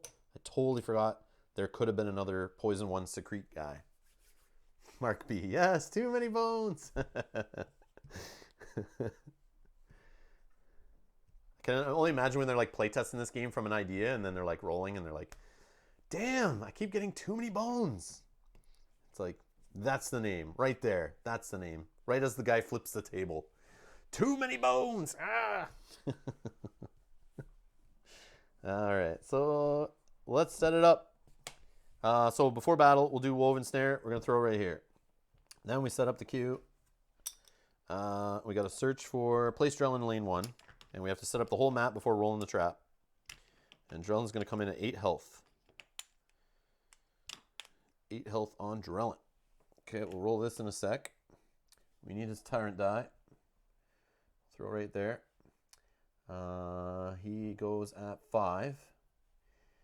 All right, so we know the first one. We got a party of 1 or 2, uses 2 1-point baddies. So draw bog type baddies and place them in lanes 2 and 3. So in lane 2, range position, this guy's going in at 3 health. He's secrete 1 and poison, which I like secrete when you're playing a ranged gear lock because it doesn't do jack. Right here. And then for lane 3, we're going to rip through here looking for poison. Oh, we get a clay golem. So not the bog frog. That's interesting. And I guess we'll shuffle. Not that it matters. It shouldn't matter. And we get 5 health on this clay golem. I mean, it's great to see him. He's not the worst, but I was hoping for that other 4 healther guy. But again, putting more poison dice on me is not good with Drellin. So it's actually great to get a guy who doesn't do poison. And he goes at 2. And I go at 4. Right after Drellin. Okay. And I will start... I'll start over here, hiding in the corner as usual.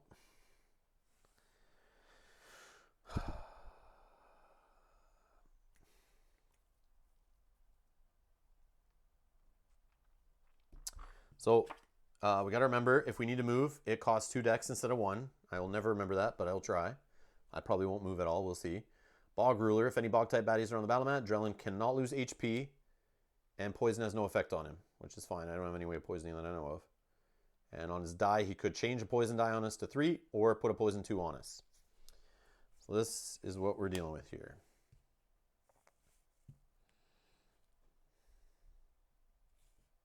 Anything else? I don't think so. Here we go. Drellin. Oh, the trap. The trap. Did it get Drellin? Yes! -2. -2, we got him. Boom. So he is only going to be rolling 1 attack die. Come at me, bro. Come at me, bro. That's sweet. All right, so Drellin is going to roll 1 attack die, his poison die, and 2 defense. He's going to move. He doesn't move diagonal, which is interesting. So I'll just move him down like this. Moving his 2 spots. So he doesn't even roll attack dice. And I guess Poison Enhancer doesn't really need to be rolled, but I'll roll it anyway. Because he has no target. But he still rolls his 2 defense die. Which are both bones. And he doesn't have a backup plan. But that means he doesn't get defense dice on him. And he would poison 2 me, but I'm not near him, so that's great. Great. My turn. I can't damage him yet, but that's great that I've nerfed him. I lose 2 health from the poison on me. Goes down to 1. I could move away from this guy. But it's 2 decks per move. I need to remember that. 2 decks per move. I only have 6 decks. I could get up in the corner, but that does nothing else. All right. Let's do multi-arrow. And we're going to... No, not multi-arrow because he's break. Oh, but we have to get rid of this guy. So we're going to get the Wolverine on the board because he helps with that. Should we move first, though, so we can get the Wolverine a little closer? No, I think we're okay.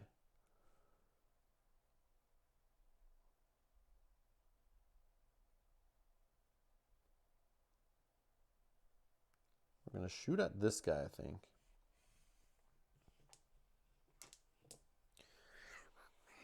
Yeah, we won't use multi-arrow yet until... but damn. I don't want to break dice on this guy, but... might... 2 additional attack dice. I'll save that for the boss. Breaking attack dice, though. 6 decks.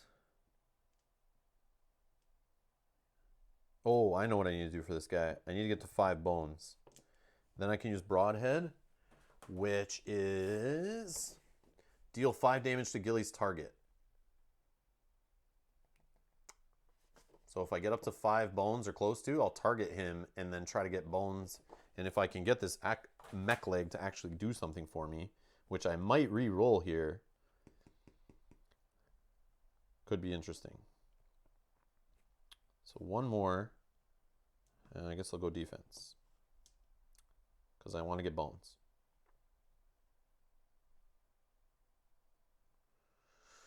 Target this guy, I guess.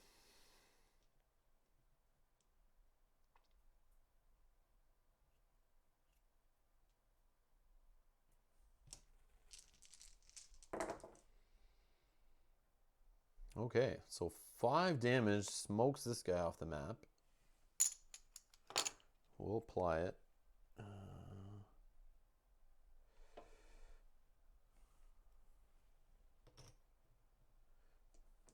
Well, we'll do 3 to him for sure. Because we got... the Wolverine didn't do what we wanted.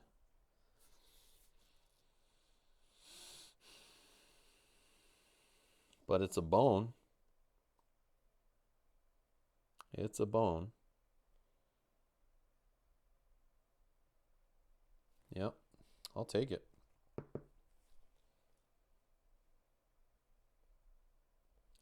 And you know what I'll do?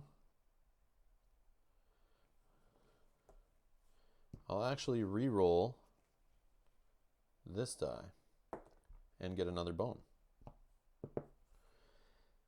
Yep.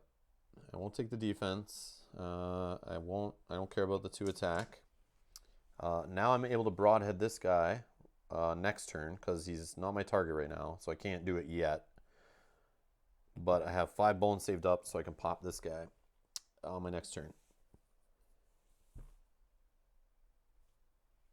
If you take it as a bone, it becomes exhausted. If it does not have the thing, yes, that's correct. That is correct, which I'm okay with. That's why it's a tough decision there. But what I'll get to do is pop. Like, I don't care about this guy's only rolling 1 attack die right now, so I've nerfed him. I don't need the hardy guy protecting me. And I think the Wolverine will hit him a couple times, yes, which is nice. It softens him up so that way I don't lose attack dice. But in this case, it worked out because I can do 5 damage to this guy just with a backup plan, and I don't exhaust any dice. So then when I kill him, I'm able to hurt Drellin. I can roll full attack dice, no questions asked. Like, not even a single one broken, which I think is the better trade-off. The Wolverine would be too slow trying to kill this guy. And time is not on my side with having, I do have extra health, but I mean, oh, which I should do on my turn, actually. That reminds me. I'm down to 5. So I'll use 2 of the Ogot herbs to go up to my 7. That reminds me. So that was my play, was to decide, let's go for the bones so that we just use the broadhead backup plan, and that we'll use to kill him so it doesn't exhaust any dice. Or break any dice, yeah. Break or exhaust, whatever. Okay, so this guy's gone. This guy cannot get to me yet. Round 2, Drellin. He'll move over. Tyrant die, 2 defense, 1 attack. He gets 3 defense. He enhances my poison die to a poison 3. Son of a friend.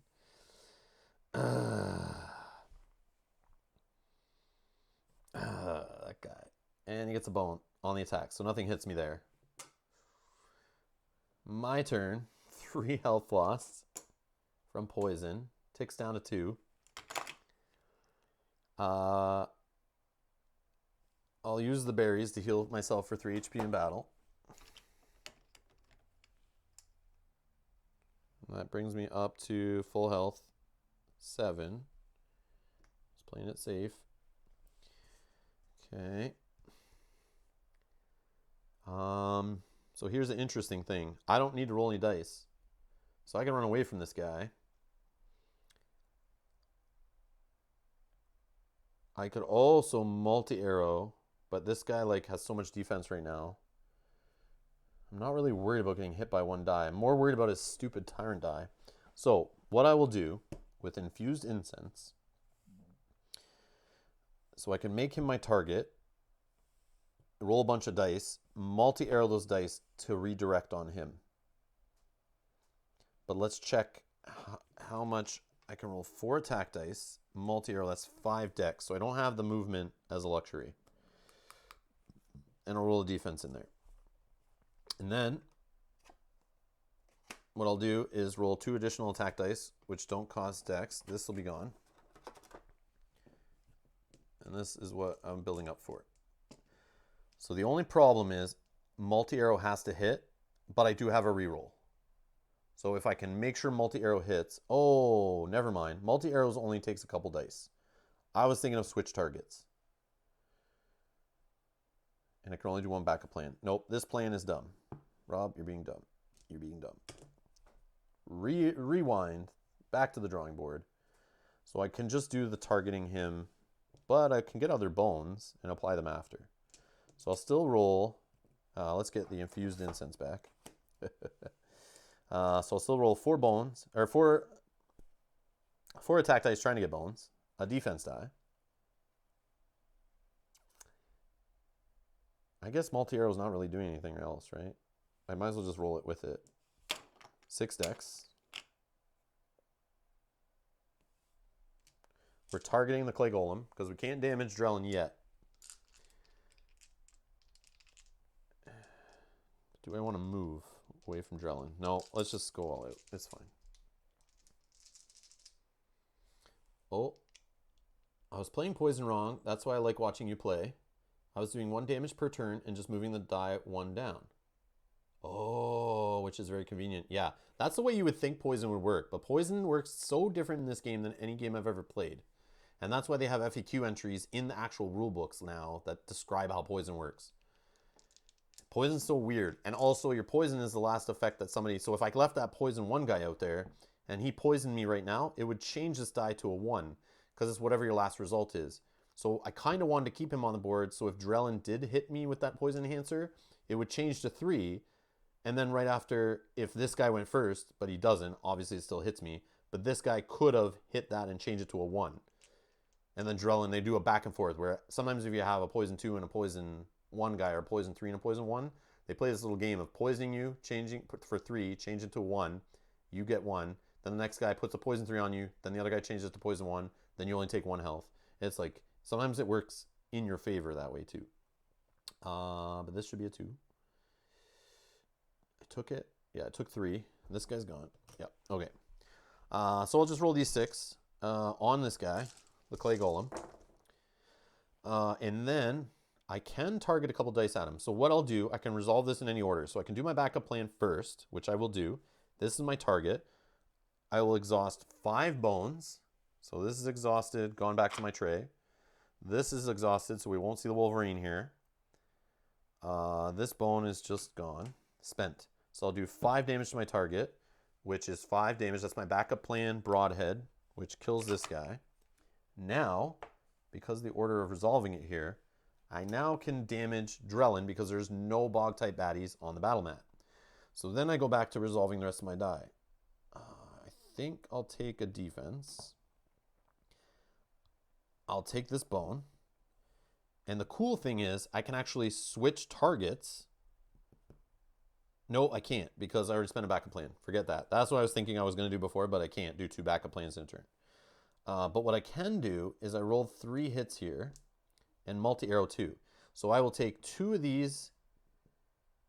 Let me just read multi-arrow, make sure I can do this. Number of your attack dice also hit a second baddie of your choice. Ooh.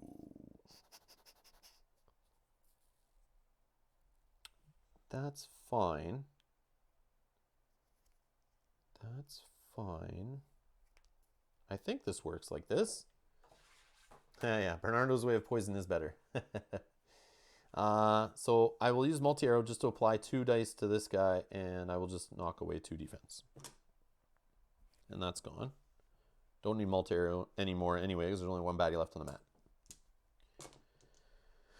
Okay, it's you and me, Drellin. It's you and me. Round 3. He's going to roll 1 defense die, 1 attack die, and his stupid tyrant die. All right, poison enhancer again. He puts it back to a poison 3.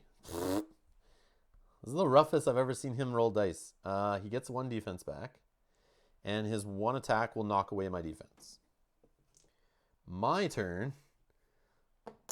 Lose 3 health to poison. So how much poison health have I lost? I probably would have been dead already if I didn't have the healing items. Like, that's how important healing was there at the end, and that's why I started panicking.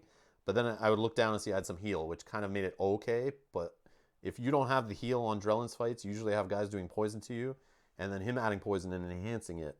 I could have ran away from him and not wasted all that dex rolling dice. I should have ran up here. That would be the most efficient way I should have did it. Because I still could have targeted the break guy, got him off the board with my backup plan, rolled like no dice, just used to get up here. 3 dex to move in the swamp. 6 dex to move in the swamp. And then he wouldn't have attacked me there and made my poison go up to 3. But hopefully that doesn't tank me. So now I will use my Ogot herbs for the last time to do 1 heal up to 4 health. Or up to 5 health. Up to 5 health. I still have a poison 2 sitting on me, which sucks.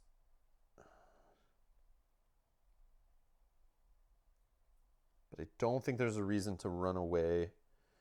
He's still full health of 8. Has 2 defense. So I need to hit him for like 10. A piercing arrow would have been good right now. I should have taken it. I forgot about the defense dice from him.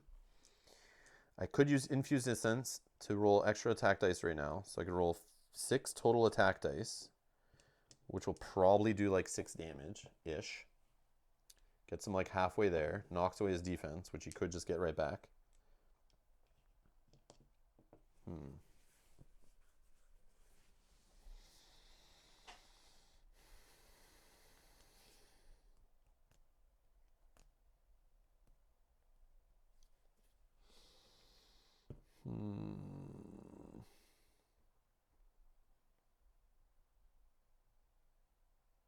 I just don't like sitting here beside him because I'm going to get 2 damage on my next turn.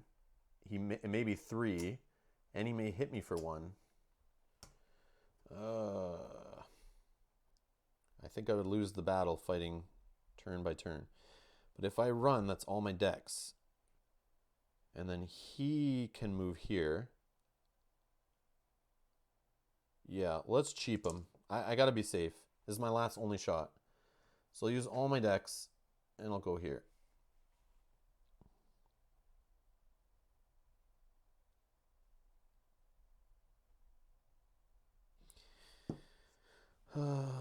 Do I even bother rolling extra attack dice right now? It'll just take away his defense, and then he just gets it right back probably. So I think that's stupid to do. I'll do this next turn. Okay. Fatigue rounds are coming, though, and that could be a problem. That could be a huge problem. Damn. All right, round 4. Drellin. 1, 2. Doesn't roll any defense. I'm not going to roll his tyrant die, whatever. Okay, my turn. I take 2 damage from poison. Drops down to 1.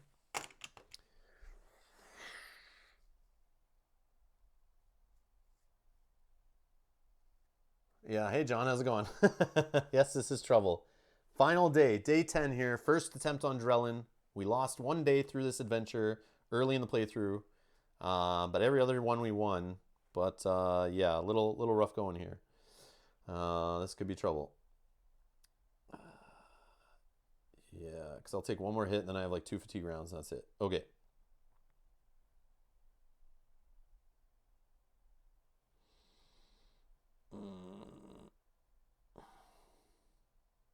One, 2, so that's 4 decks.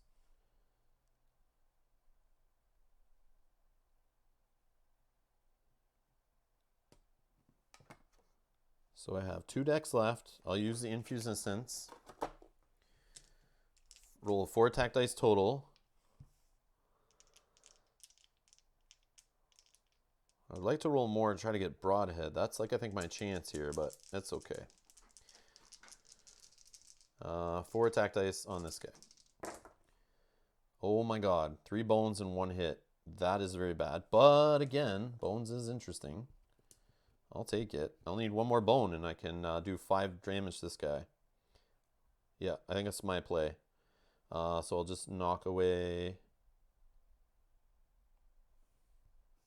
No, I'll reroll. I'll reroll it. Nope, still a hit. That's okay. That's fine. Take away defense. All right, round 5. He will go. I'll move him up here. He'll roll 1 defense. Gets 1. My turn. Down to 2 health. Poison's gone though.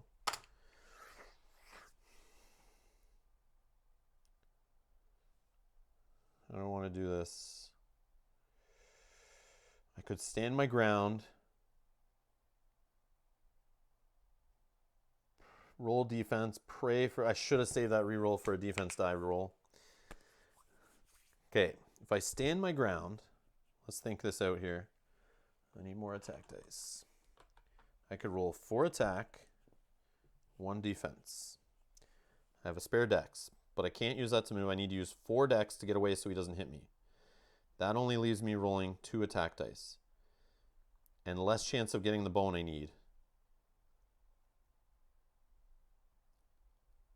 I think I need to stay my ground and go all in on this guy. But if he drops a poison 2 on me, I'm done on the next turn. If he hits me for 2 attack and I don't have a defense, I'm done. But on his turn, if he rolls Poison Enhancer, 50-50 shot, I'm good, and I can take a second turn on him. If I can get a bone in here, I do 5 damage plus whatever this is. I need to hit him for 10 total right now. I don't know if that will happen.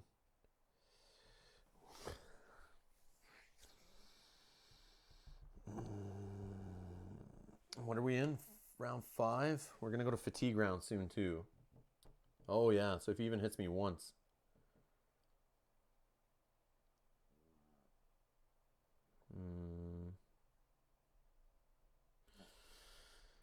Yep, I think I gotta stay on my ground. I can't keep running. I only have 2 rounds left in me if I do. And that is only 4 decks total over those 2 rounds. Which is probably not enough damage, plus the 5 from the Broadhead. That's not enough to kill him. The fatigue would hit him though too. Yeah, let's just hope I get some defense here and hope he doesn't slap poison on me. All right, so I got no bones. Oh, that's not good either. So 2 defense and 4 attack. So I didn't get a single bone to get the Broadhead off. I thought that would happen for sure. Damn. So 2 away here. 2 off of his health. He's down to 6. Yeah, this is probably going to go bad here.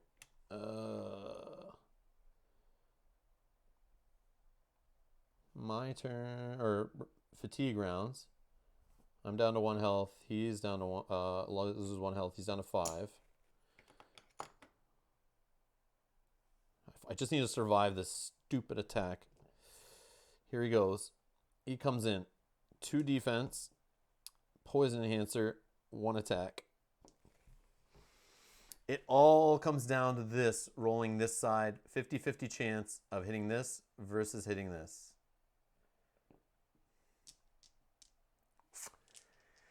Here we go.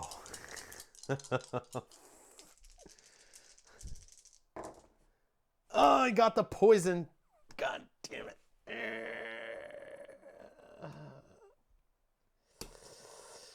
Poison 2. Yeah, unless I did like a Fortune Discovery, does that do anything for me? No, it doesn't. Damn. Yep. All comes down to the poison. Not enough health. Not enough health. And he rolls 2 bones, which of course don't hurt him. And then on my turn, I'm poisoned and I'm dead. Boom. Drellin wins. If I ran away, I would still be at 1. I would have only rolled 2 dice on him there. I wouldn't have this defense. I probably would have just hit for 2. Would have taken away his defense, not got any damage off. He'd still be full at 8, down to 7 from fatigue. He would roll his 2 defense. And then on this turn, he would have 2 more health, right? Assuming that's what happens. 1, 2, 3, 4, 5, 6, 7. Yeah. He'd be at 7. He'd look like that. Then on my turn, I would stand my ground. Then I would roll. Because he would be like, I would have moved there. He would have came here. So he wouldn't have hit me. Then I have 1 health left. And then I roll all in. Still didn't get the bones. So I can't do the 5 damage. I would do 2, 3, 4, 5, 6. So I would only have taken him down to 3 health left. And I would have died to fatigue the next round. I need to have a bone happen. I shouldn't have been so willy-nilly with the reflex powder, trying to roll for a bone on an attack die. I should have saved that to like re-roll for a bone on a defense die. But who would have thought I couldn't get 1 single bone there? Yeah, that's crazy. Crazy. This is why I want to have 2 attempts on this guy. But the problem is I wouldn't have used any of my healing there. I would have saved it for that last attempt anyway. And not using my Wolverine, that was a bold, bold choice. But I think it was the right one in the end. Because it left me all those attack dice to use. But then again, rolling all bones on them was kind of sucky too. And then not getting the last bone. I don't know, that's interesting. That's cool that it ended that way. Even though I lost, that was a tough one. Legendary Adventurer. Failed only 1 day. Still lost. Yeah. Crazy time. But that was cool. That was definitely cool. I don't know if Woven Snare was a smart choice there, but that did help. Did help a little bit. Yeah. Piercing Arrow would have been a better call, I think, than maybe Woven Snare or maybe... it just sucks at the end there, those training points that I was forced to use on health.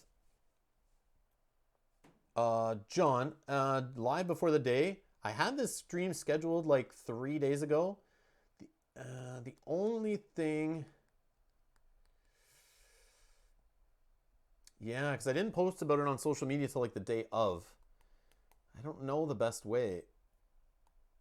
Like, I guess I could... The problem is, like, I debate tweeting or Facebook posting when I schedule a live stream in advance by a few days, but then things might change where I have to like change the schedule of it or cancel it or something. So I'm always afraid to like too early in advance talk about it because then things might change. And I might get like a new game in the mail and I might want to change up my schedule or something.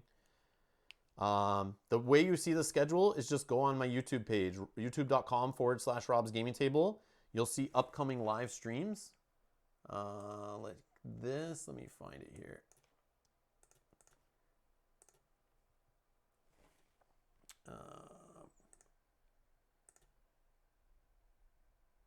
So if I go to my channel page here, you can see like what's now, but there's like a row that's right underneath it. If I have any live streams scheduled, there's like this upcoming live streams row. And you'll see anything I have scheduled there. And I'm trying to get better at scheduling a few in advance. Obviously next week I already have Monday's stream up. And I scheduled that actually this Monday that passed, trying to be, because I knew I was going to play Marvel Champions for sure.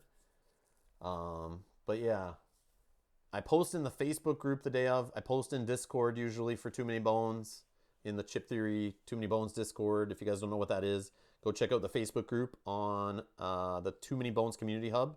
In there, there's a Discord link to a chat where actual Chip Theory Games employees and hardcore players and customers and stuff are all chatting all the time about Too Many Bones, Cloudspire, Hoplomachus, all that stuff. Great place to just hang out and chat about that stuff. Had some good convos on there. Met some of you guys on there, for sure. But yeah, that's the best way I would say. Just go to the page, and it doesn't notify you when I schedule the stream. I checked this with my wife. Like if I schedule a live stream, even if you have all the notifications on, like, where is it? I don't know. I can't see it here, but if you subscribe and hit the alarm bell, you can always be notified when I go live. But it only notifies you like right when I go live. It doesn't notify you like when I schedule live streams, only when I post videos and go live. But hit the little bell, John, beside the subscribe, and there's little options in there. You can say notify you for like all events or some events or something like that. You can try that too. At least you get an email on the day when I go live. And I usually don't get into playing for, 10 minutes or so. So you get like kind of at least a little bit of a warning.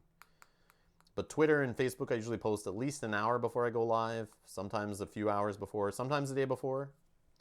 I got to get better at that though. Something I need to work on. That's my apologies, John. And I always don't take it that serious because I always think it'll be archived later.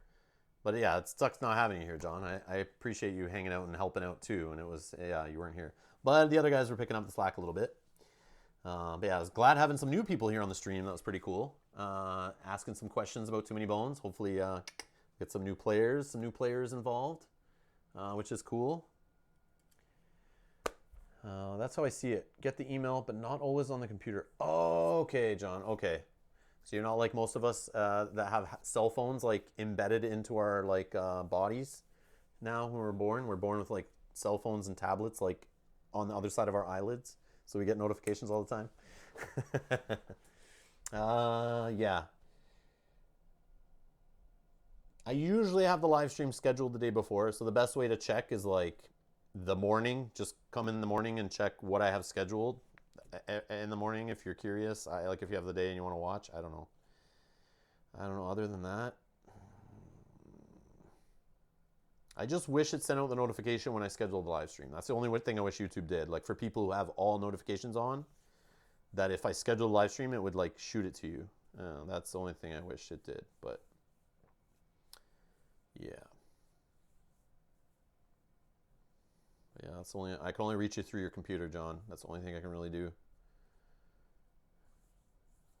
So, anyways, that was the playthrough. Too Many Bones solo with Ghillie, using his cool little chips, using 40 Days of Daylore expansion stuff put in there, including baddies and encounters. It was super fun seeing some cool new encounters I've never seen before in the solo 40 Days of Daylore. We also got to see the encounter card for Drellin, which may or may not have been a waste of time. I shouldn't have gone to that one. Because that one might have tanked me. I did get a training point out of it to get a health, but I ended up starting with 2 poison on me at the start of the battle because of that stupid card. And if I didn't do that other encounter, I would have got 2 chances on Drellin. Yeah, some choices that I made, which were more fun choices than efficient choices. Sorry, George, if you're watching this later. But I had fun. But either way, we lost there. Very close against Drellin. That was fun. But yeah, that's Too Many Bones. And yeah, thank you. Thank you to everyone who watched live. If you're watching this later on YouTube, make sure you hit that subscribe button and the notification bell so you don't miss when we go live. And you'll get notifications, obviously, in your email if you have your phone on you or your computer with you, I guess. But also follow the Facebook groups for Too Many Bones. Follow my Facebook page. Follow me on Twitter. All that stuff's in the description below. Because I usually post on there at least a few hours in advance. Hopefully the day before I'll start getting better at that stuff. But yeah. If you want to donate, thank you to our Patreon backers for supporting the channel. Thanks to a bunch of you guys in the chat who donated to our Undertow fundraiser to help us get some of this expansion stuff on the channel. Undertow and whatnot. Those who donate on PayPal. If you want to donate to the channel, support us here. It all goes back into the channel, into equipment, into games and all that kind of stuff. The links are in the description below. Thank you to everyone that supported us. Thanks again to Nick for sending us the premium health chips, his spare set he had.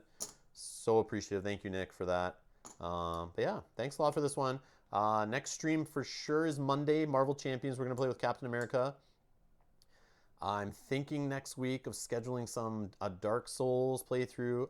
I'm hoping Tink and Gasket for Too Many Bones arrive. It says they've shipped. I don't have tracking information or anything, so I don't know when it arrived. I scheduled this stream for Friday instead of Thursday that I was going to do originally because I was hoping Gasket and Tink would have arrived by now and I would have played them today, or at least one of them. But that's why I played Ghillie last minute. I just decided let's play Ghillie this morning because they didn't show up. But if they do show up next week, I'll schedule a Too Many Bones stream and it'll be with Gasket or Tink. We'll get him to the table, try one of them out, or get one of them to the table because I do want to try those guys out bad. So yeah, that's the next Too Many Bones stream will be that. Spirit Island, yes. Mel and I might stream it tonight actually, but I'm still waiting on to see how she feels when she gets home. She's been working overtime lately, longer shifts. We actually played last night just to get her refreshed on it. She's only played one time before. We played last night just to get her kind of back into it, and I need to kind of get back into it. I took a week off of it. But we might play that tonight live. We'll see. No promises. It might not happen. If not, it may be Sunday or Saturday. We might play it live or an evening next week. But keep an eye on the channel. I will schedule it, and I'll post it on Twitter and Facebook, all that stuff if it happens. Yeah, I don't think it'll be tonight, but it could, but I doubt it. But we are going to play it. We've been practicing. We're going to play some 2-player Spirit Island, and I will do a solo Spirit Island soon. Oh, you're busy this weekend? That's okay. That's okay. It'll be on YouTube later if we do it. But yeah, we are going to play more Spirit Island. I do want to try some solo Spirit Island probably next week. But I'm thinking Dark Souls. Some Dark Souls coming next week. Hopefully some more Too Many Bones. Spirit Island. Marvel Champions for sure. Maybe some Aeon's End. Maybe a new game. We'll see. We're going to try some Sword and Sorcery this weekend. Hopefully get Mel taught the rules and stuff. Might start a campaign of that soon on the channel. So yeah, stay tuned for that. Actually, Tainted Grail, another episode is dropping tomorrow. We played. It's recorded. It's uploaded. It should be on YouTube tomorrow for those who are waiting for our next playthrough episode of Tainted Grail. Stay tuned for that. It's a special one. It's a special one. And John just got his root package. Ooh. Just got root. Roots. I do not have root, but that is something I want to try at some point in the future. But anyways, thanks a lot for watching. Happy Friday. Have a good weekend, everyone. Have a good rest of your evening. Thanks, everyone, for stopping by live. Thanks to those watching this later on YouTube. Leave comments below if you have any questions or if I messed up anything you're curious about. We'll try to answer them. But thanks a lot for being here, and see you later. Bye-bye.